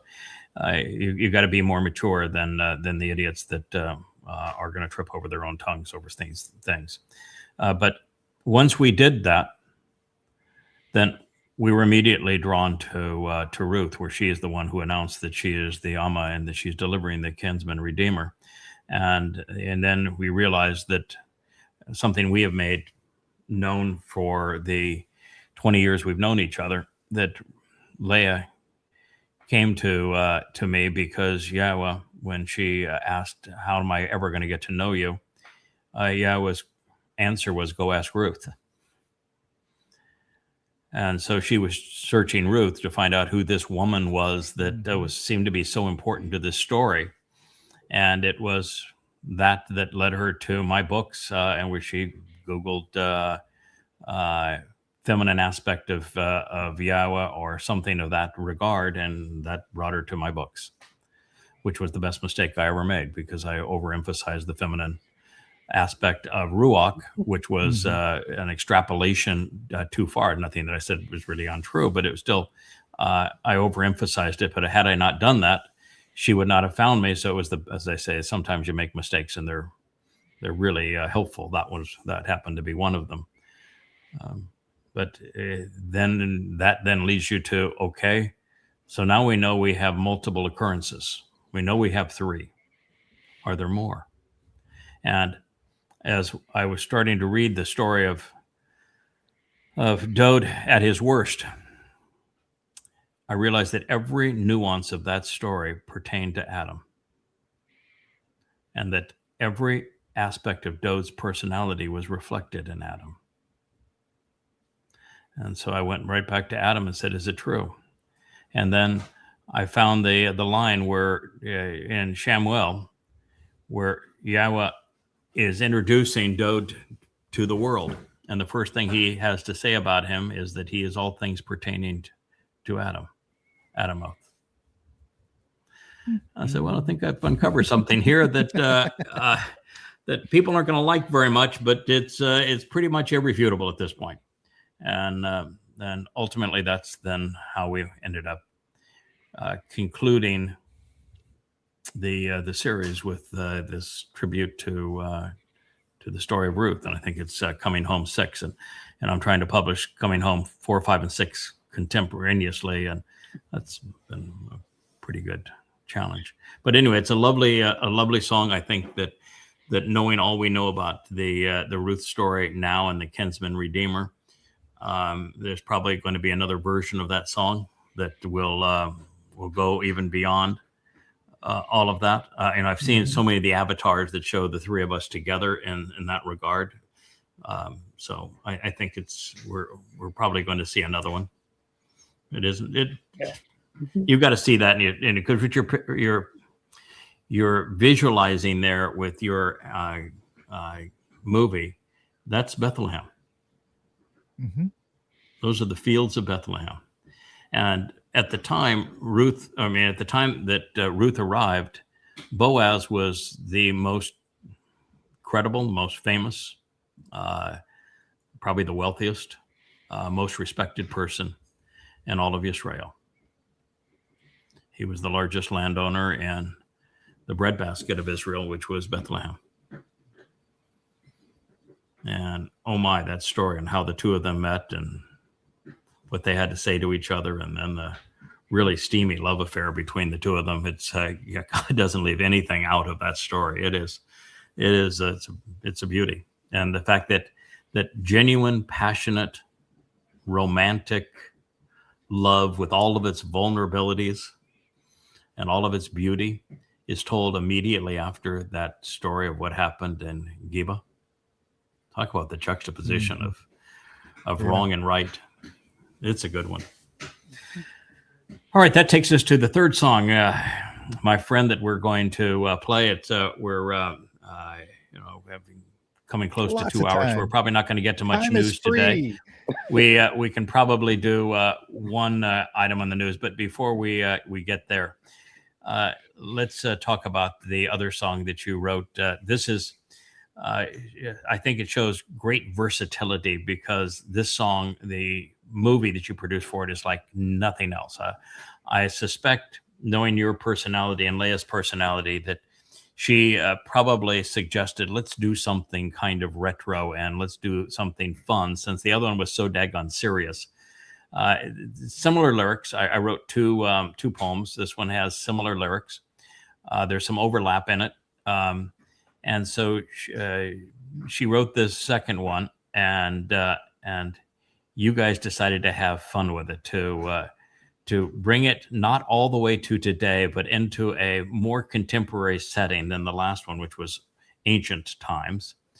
You brought it into what was like 1950s Tel Aviv. Yeah, that was Leah's idea, though. I figured that was Leah's idea. She's kind of bossy that way, but she's got good insights in that regard. Yeah. And boy, did you pull it off. I mean, you have 1950s Tel Aviv down, and I just think that this idea of celebrating Yahweh's name and this discovery set to that kind of kind of the romance of the time. Yeah, it's beautiful. I have to I have to have my Bilotti moment with this video. I love this video. Okay. I have to have my Bilotti moment with it. Which means Heath Bilotti's our fact checker. Yes. This is the first video. Okay. This came before the To Yisrael, actually. Really? Yes. Okay. Yes. This was the first iteration. Okay. And what happened was is that Leah did the song. Dipo and I had her and Dipo work together. They did the video for it and everything, how they wanted it done and everything. And we're on the day of, hey, we're going to premiere this thing. And Rich comes to us and says, I saw the video, and we just did the Luminary series where he read this poem in it, and this is not the new lyrics. And Leah's like, crap. And I'm going, wait, what? Oh, come on, we got to get this right, And so we go back to the video, we watch the book, we read the book, and it's not the right lyrics. So I was going to leave that. This thing was never supposed to see the light of day. She wanted this to be this secret, this, not anniversary present or something to you, a present to you that, and it was supposed to be very, 1950s fun, dancing, the whole 9 yards, musical. Because her husband was born in the 1950s. That's how old he is. Right. Yeah. So, and well, this time anyway. And so this video would have never seen the light of day. 1950s too, but BCE. This video would have never seen the light of day except for the I don't even think it was the Song Fest. I think it was one of the shows before the Song Fest that we were kind of talking about. And I just bring up, there's another video that you haven't even seen, Yeah. And so that's why I love this thing. I sort of skirted around that because I didn't want to say what actually happened, but I had written the lyrics, and then I wrote those lyrics quite a long time ago, years ago, 2 or 3 years ago. And then I came back through, and I'm doing an edit and for these 3 versions of Coming Home that I'm trying to publish simultaneously. It's 2,000 pages, so it's a lot of material. And I look at the lyrics and I say, I can do better than that. Mm-hmm. I'm going to do better than that. And so I rewrote the lyrics. And then I told Leah, I have rewritten these lyrics, and I sent her the file not once, but 3 times, and reminded her 3 times, I've rewritten the lyrics. This is it. But she was, she is she's a focuser. She gets obsessed with what she's doing and draws in the curtains and everything else. And she worked by obsession. And so not once did Leah, I rewrote these lyrics, I think resonate. And so this is another example of a very desirable mistake, a mistake that had wonderful results. I'm just so happy that we've got the opportunity, because I love the video, and I was so disappointed when it was like we weren't going to use it. I mean, like, I love the music, I love the feel of it, I love the song, the whole 9. Yes. And I'm like, and no one's ever going to see it. This is just not right. So much work went into it, Yes. So this was the absolute best result of that situation. And a matter of fact, if the situation hadn't emerged this way, had the error not been made, we wouldn't have gotten near this result. So this is the best of all worlds. Yeah. So that's a pretty good introduction. Let's spin it up.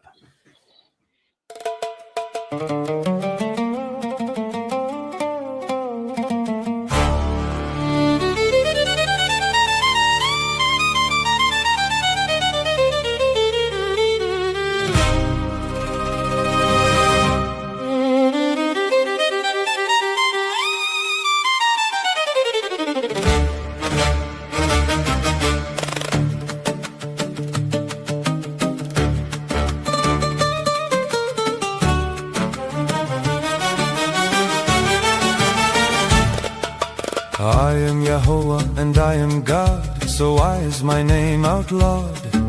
Hashem is an ugly facade, why remain so flawed with this nasty fraud? I offered you kinship, a love and relationship, a partnership, a special fellowship, and your retort was a religious lip. My story is of grain, olives and wine, why do you decline? Worse wine. You could be mine before the deadline. Read the sign, be fine and by design. YAHOWAH is my name. To Israel I came. You denied my acclaim. You fled my flame. You erased my name. I told you everything you needed to glow. Revelations to help you grow. My son sowed the seeds, don't you know? And yet you denied him with a crushing blow. Your Messiah returns, he's been here before. Your guilt he bore, he opened the door of this and more. I swore it's foretold in his Mizmor. Dowd is my son, my chosen one. Your salvation he won, it's already done. The Savior as bright as the sun. From my anointed do not run. He served as the Passover lamb, yet you don't give a damn. He fulfilled the promise made to Abraham. He opened the door jam. YAHOWAH is my name. To Israel I came. You denied my acclaim. You fled my flame. You erased my name.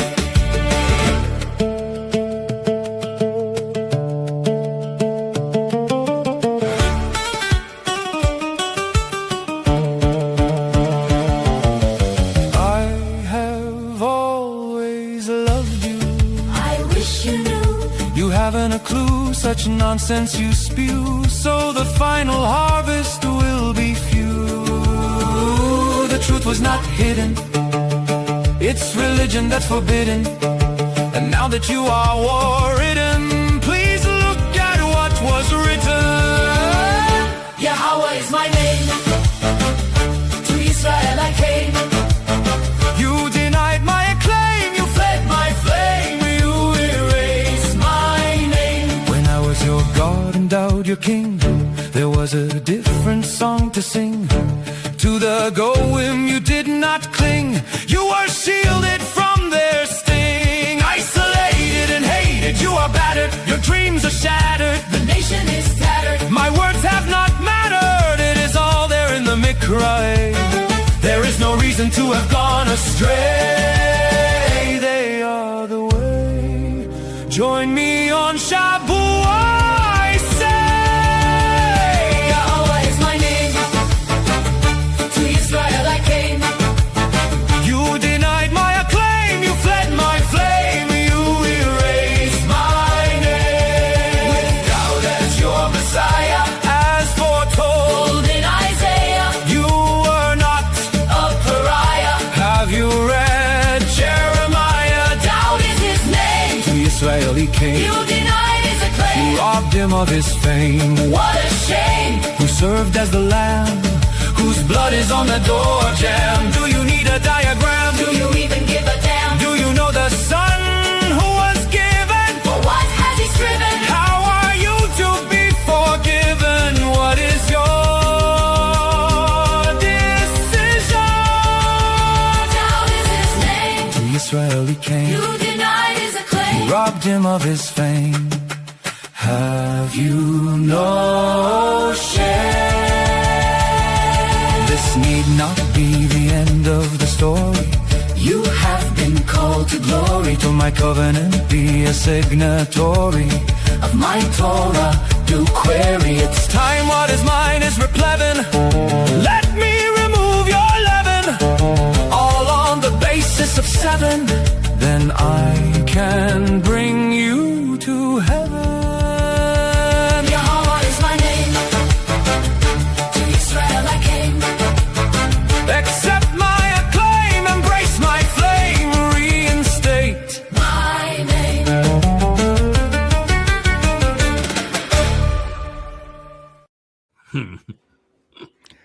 Ba-dum, It brings a da-dum, smile, dum. doesn't it? Love the beat, love the visuals. Oh, nostalgia sometimes really does work. Any additional thoughts on that, Dipo, now that you had a chance to watch it? You got to be pleased with it. No, I like it. It's not like I don't like it. No, of course I like it. I do, but I just kind of prefer the other one because it's more focused on, Yes. portraying Yahweh's name. Yes. Yeah, this one is fun, and the other one is serious. Yeah, exactly. Well, the message on both of them is serious. It's yeah, just this yeah, one of course. is You know, delivered like- in a. It's like the Israelites, they were just playing, and God is telling them, everything they needed to know, but they were playing, not really listening, and all that. So that's the message in the other one. So One of the songs we played in a more recent show was one that you did the graphics for. Which one was that, Kevin? The one that Dipo did the graphics for? Yeah, that the visuals for that was in a recent show. Do you recall which one? It might have been this past week's, was it? last week, Yeah. that's Zachariah? Zachariah. Mhm. Yeah. Zachariah. That Yeah, was that's- a collaboration of you and Mariah, right? Mostly Yes. you, but with some Mariah. Do you have it available to play? Oh, absolutely. Yeah. Let's give it a whirl.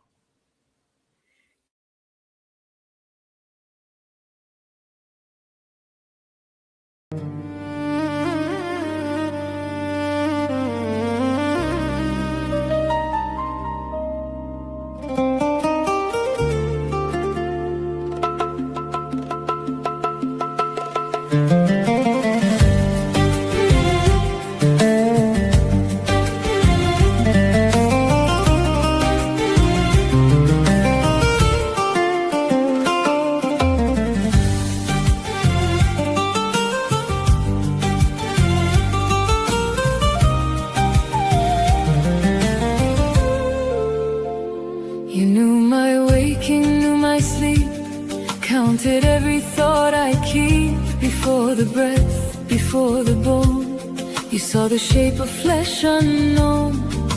Wondrous works in secret made, a life you wrote before the day.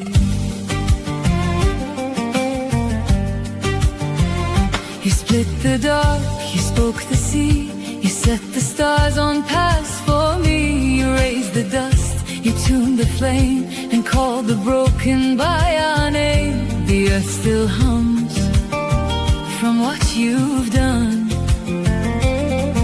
and the barren woman stands to sing her song. Oh YAHOWAH, you work so wondrous, clear as dawn and deep as thunder. You hold the night, you wake the soul, you make the lost and shattered whole. Oh YAHOWAH, your ways are true.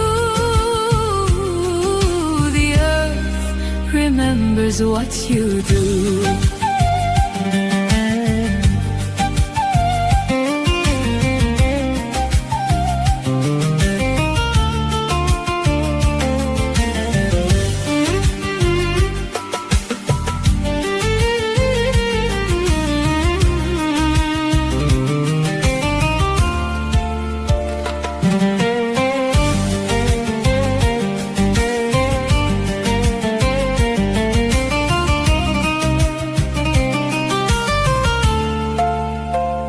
When I was wild, when I was torn, you saw the child you'd always formed. Through every fear and every fall, your hand was there to hear my call. You write in blood, not in dust.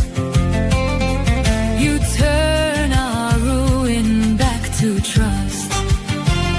You called us out from Mitzrayim, out of the captivity, out of the pain. You made a path through waters wide and brought the weary to your side. Now my very breath is testimony.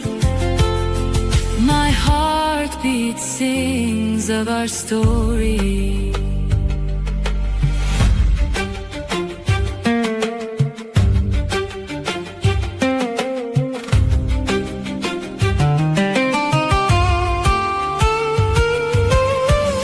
From hidden place to set apart light, from lost to found, from dark to sight. The work you do, the name you bear. Is there any likeness unto you, YAHOWAH? YAHOWAH, your work so wondrous, clear as dawn and deep as thunder. You hold the night, you wake the soul, you make the lost and shattered whole. Oh YAHOWAH, your ways are true. The remnant will remember what you do.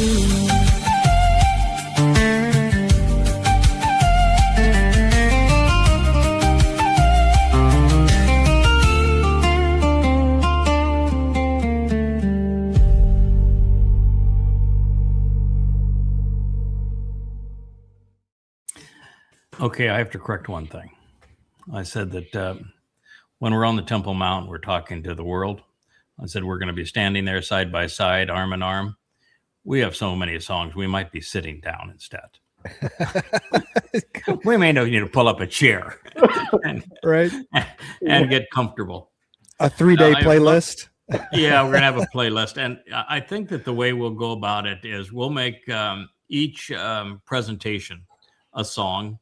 And we'll do is what we did on Dustifier, where we play the song and then we stop the song after every scene and explain what the elements were and how they all work together to tell the story in that scene, and then go scene to scene. We'll explain the lyrics, explain the visuals, and then walk the person through the whole song that way, and then play the song a couple of more times just to reinforce all those things now that people are clued in.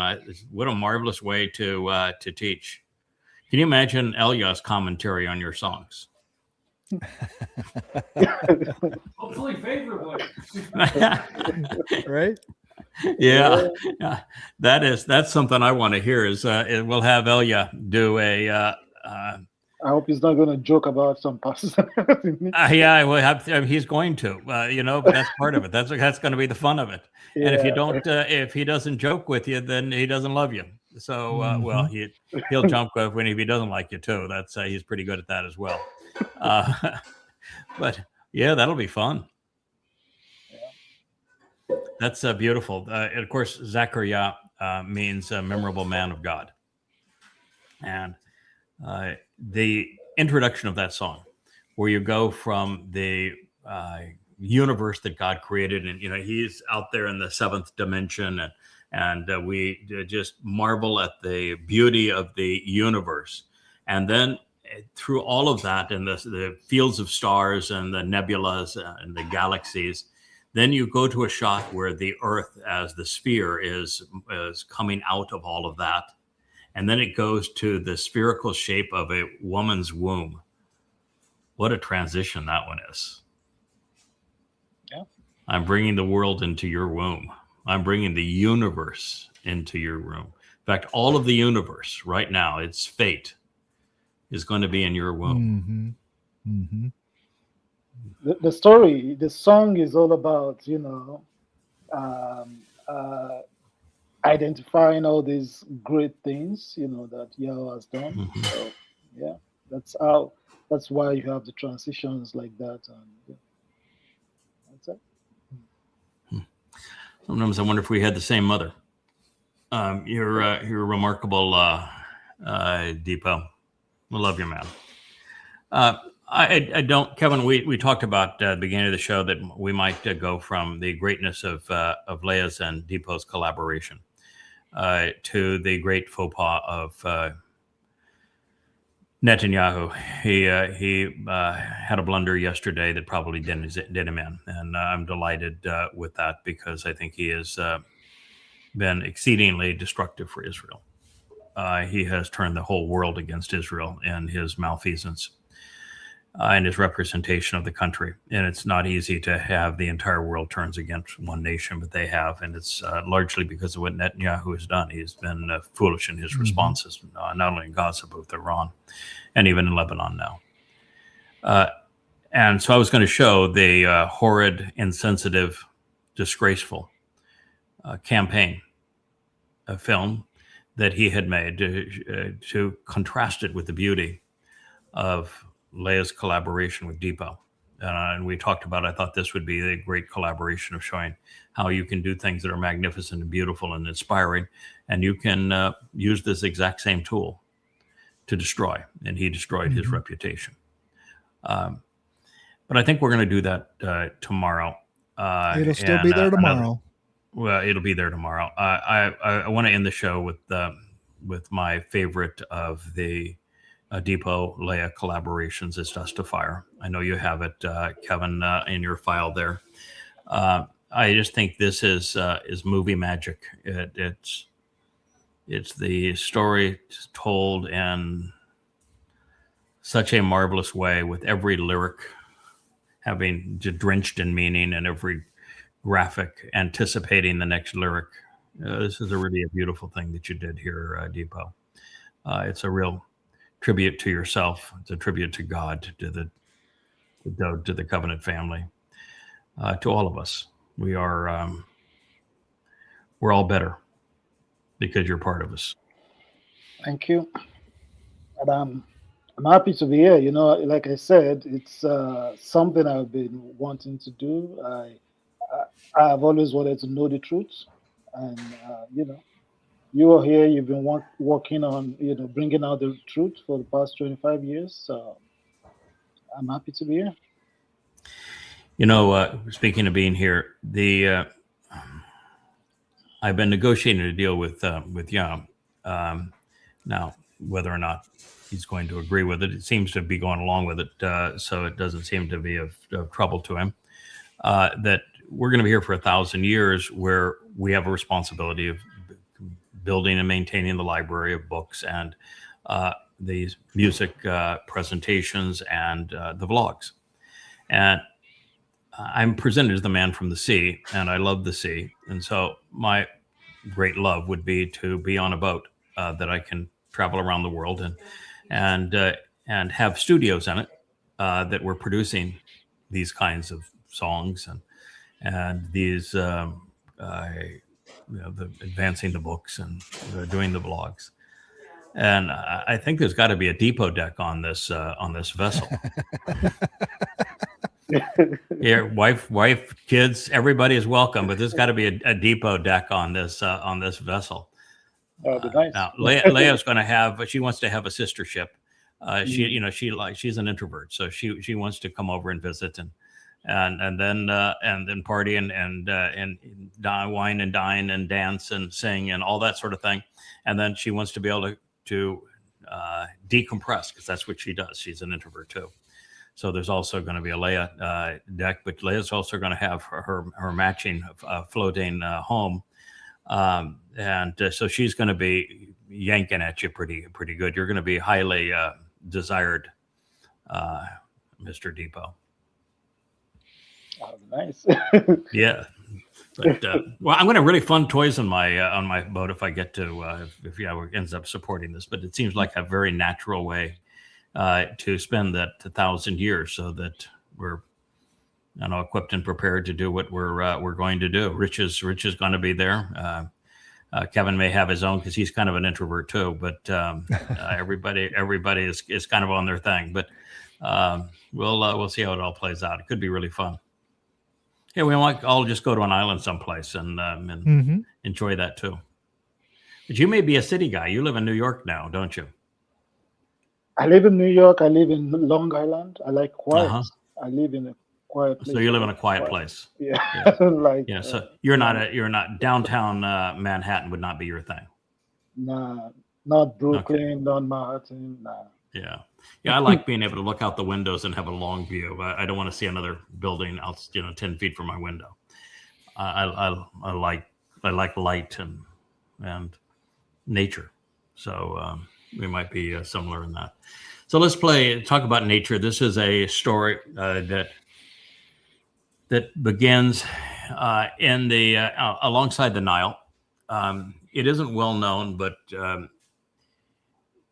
YAHOWAH did not begin his relationship with Noach as a baby and go all in on this baby that he did not know, hoping that it might work out. Moshe was not in his first life when he was put in the Teva. It was at least his second. He was Joseph. He was already experienced dealing with the Egyptians and representing YAHOWAH among the Egyptians, and creating a safe place for his people to land in Mitzrayim. So he was Joseph. And when his soul was reinserted into this baby that would become Moshe, he wasn't just tossed in the river. His mother's name means significant to YAHOWAH. The father's name is for the people. Moshe was not raised by Pharaoh. He was not raised in Pharaoh's household. He was raised by his mother and father. He was a full adult when he finally went into Pharaoh's household. Spent very, very little of his life there, because the next line after he is in Pharaoh's household is he confronts the taskmaster and kills him. And so he was raised by mother and father. He was given the values that he would need to know to do that job. He was supported in the way that his character would come to the fore. And so Leah may have sensed it, but in one of her 8 lives, she served in that role. We were together in that role. And that narrative of delivering Moshe and protecting Moshe is, when accurately translated, is exceedingly different than how it is portrayed in English Bibles. And the mother, whose name is significant to Yah, it's the same word that YAHOWAH or that Dowd uses when he says, "We're going to ask the Amma if I'm significant." And she is referred to in this story as the Amma. And her name means, yes, she is significant to Yah.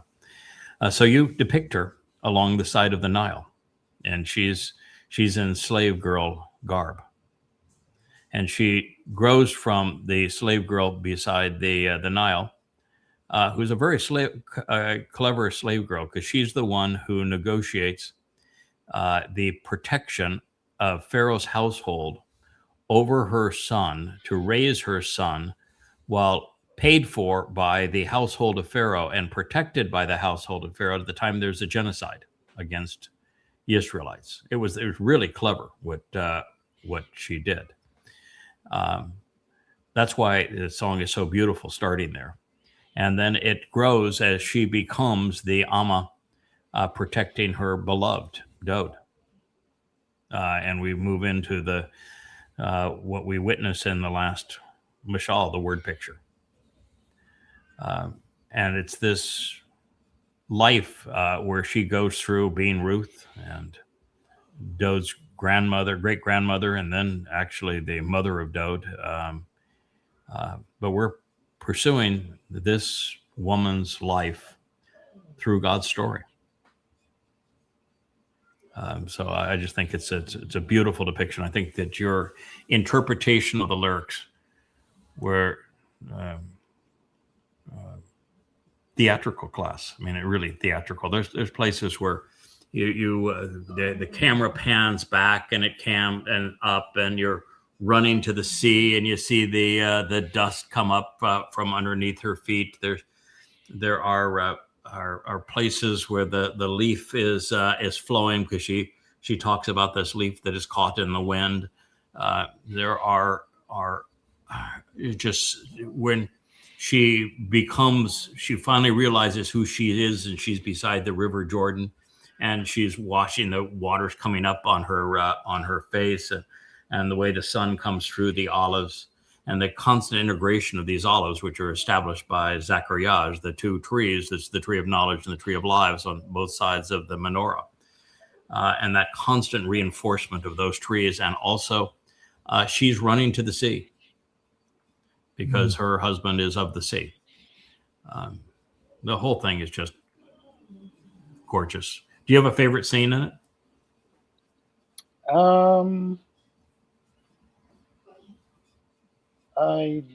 I don't think so. I like the entire thing. I don't think I have a particular one, but maybe that part where that part that was talking about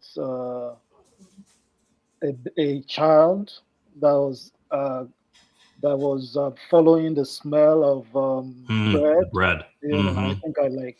Yeah, that whole series there, where you have the river and the leaf in the wind, and so the rain follows the stream, the leaf, the wind, and the child, the smell of the bread. You know how you're following. You're going where the words lead in God's story. You're going where your life is supposed to take root and to blossom and to grow.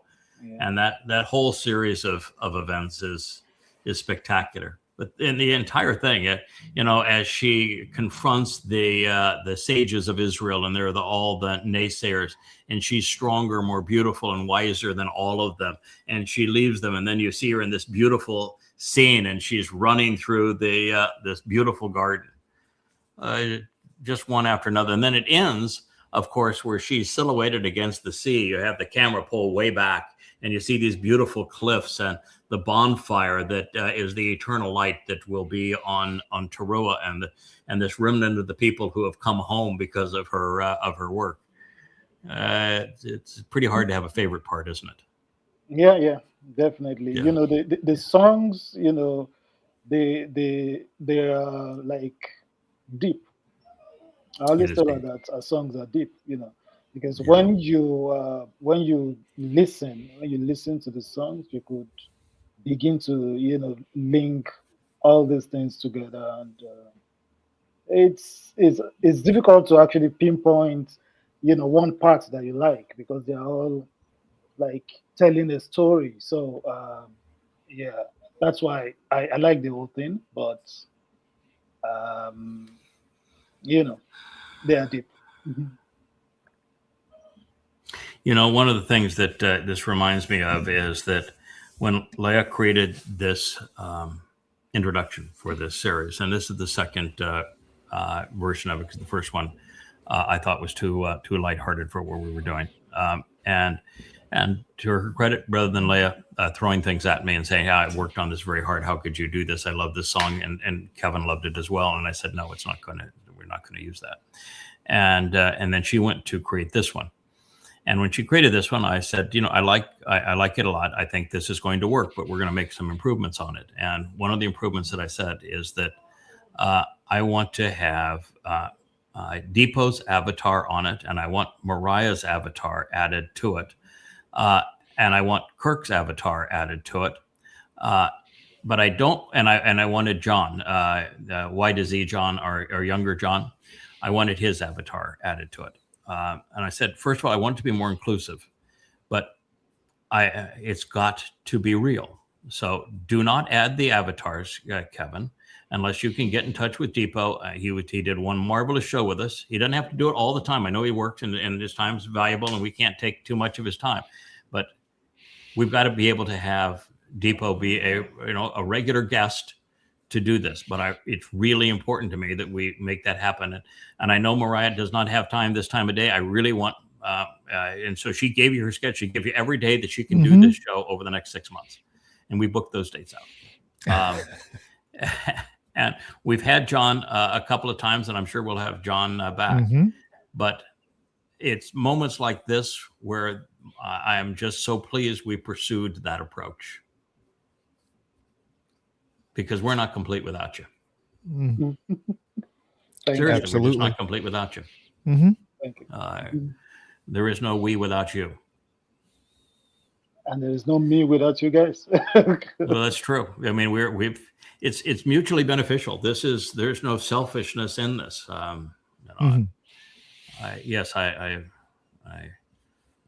There's times I feel like we're brothers. There's times I feel like we're father and son. But there is a genuine appreciation and love for you, man. So deeply appreciative, but also inspired by you. There's huge admiration and respect. Thank you. You really have a gift, and to see that gift be used in this magnificent way. It's just really something. I think it's just the least that I can do, though. Like I said, you have been doing this for 25 years. Yeah. Well, it was one of the things when me and Leah spoke, I said, how is Yada doing this? Like doing like 16, 18 hours every day. That's a lot. It's a lot. It is a lot. And there's times when it feels really wonderful, and there's times where you've had we had a really horrible episode of the Mother Goddess called vomiting all over themselves, and then somebody that I really tried to help vomiting all over herself, and this week, and so there are times where you say I can't ignore this because we tread strictly on credibility. That is that is the currency of what we do, and then you have moments like these, and they offset it a billionfold. I've made this offer to others. It would also go out to you. I know that you moved here from Nigeria, and I know you're working 2 jobs, and that you have a family, but you're making a huge contribution to us. If there are things that I can reimburse and the ways that I can help, I'm absolutely willing to help you. At this time, you've asked for nothing, but I'm here to tell you that if you're in a situation where you need some help or want some help, or I'm here to help you. Okay. Thank you. So, you've in fact at YAHOWAH, how there's private message there. Just go there and send me a note if there's something that is of concern to you, or something that you need help on, or if it's just to help cover a situation that you're in a tight spot. Let me know. Okay. All right. Let's end the program with Dust of Fire, may we? Okay.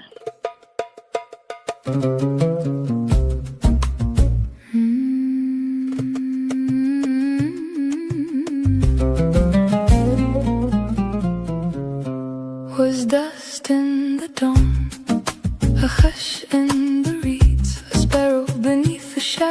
of the Nile of time that had not yet spoken my name. Then I sought YAHOWAH, like rain on a buried sea, like fire folded into cedar, like the first silver thread of morning breaking the rim of the dark. I heard your name as a new hears a whistle in the field through wind, wood and stone. I heard your name as a mother hears the steps of the one who comes home. I am the Alma, I have no palace, I have no crown, only my open palms. I have no song of my own except the one you placed in my breath. YAHOWAH, you are the well hidden in a wilderness, the lantern in the hollow of the darkest night, the path of dawn laid across the face of the sea. You are the wild wind that wakes the olive tree, the pulse beneath the vineyard soil, the compassion that bends low to lift the ones the world has broken. I turned from the noise of men, from altars of ash and echoes of hay.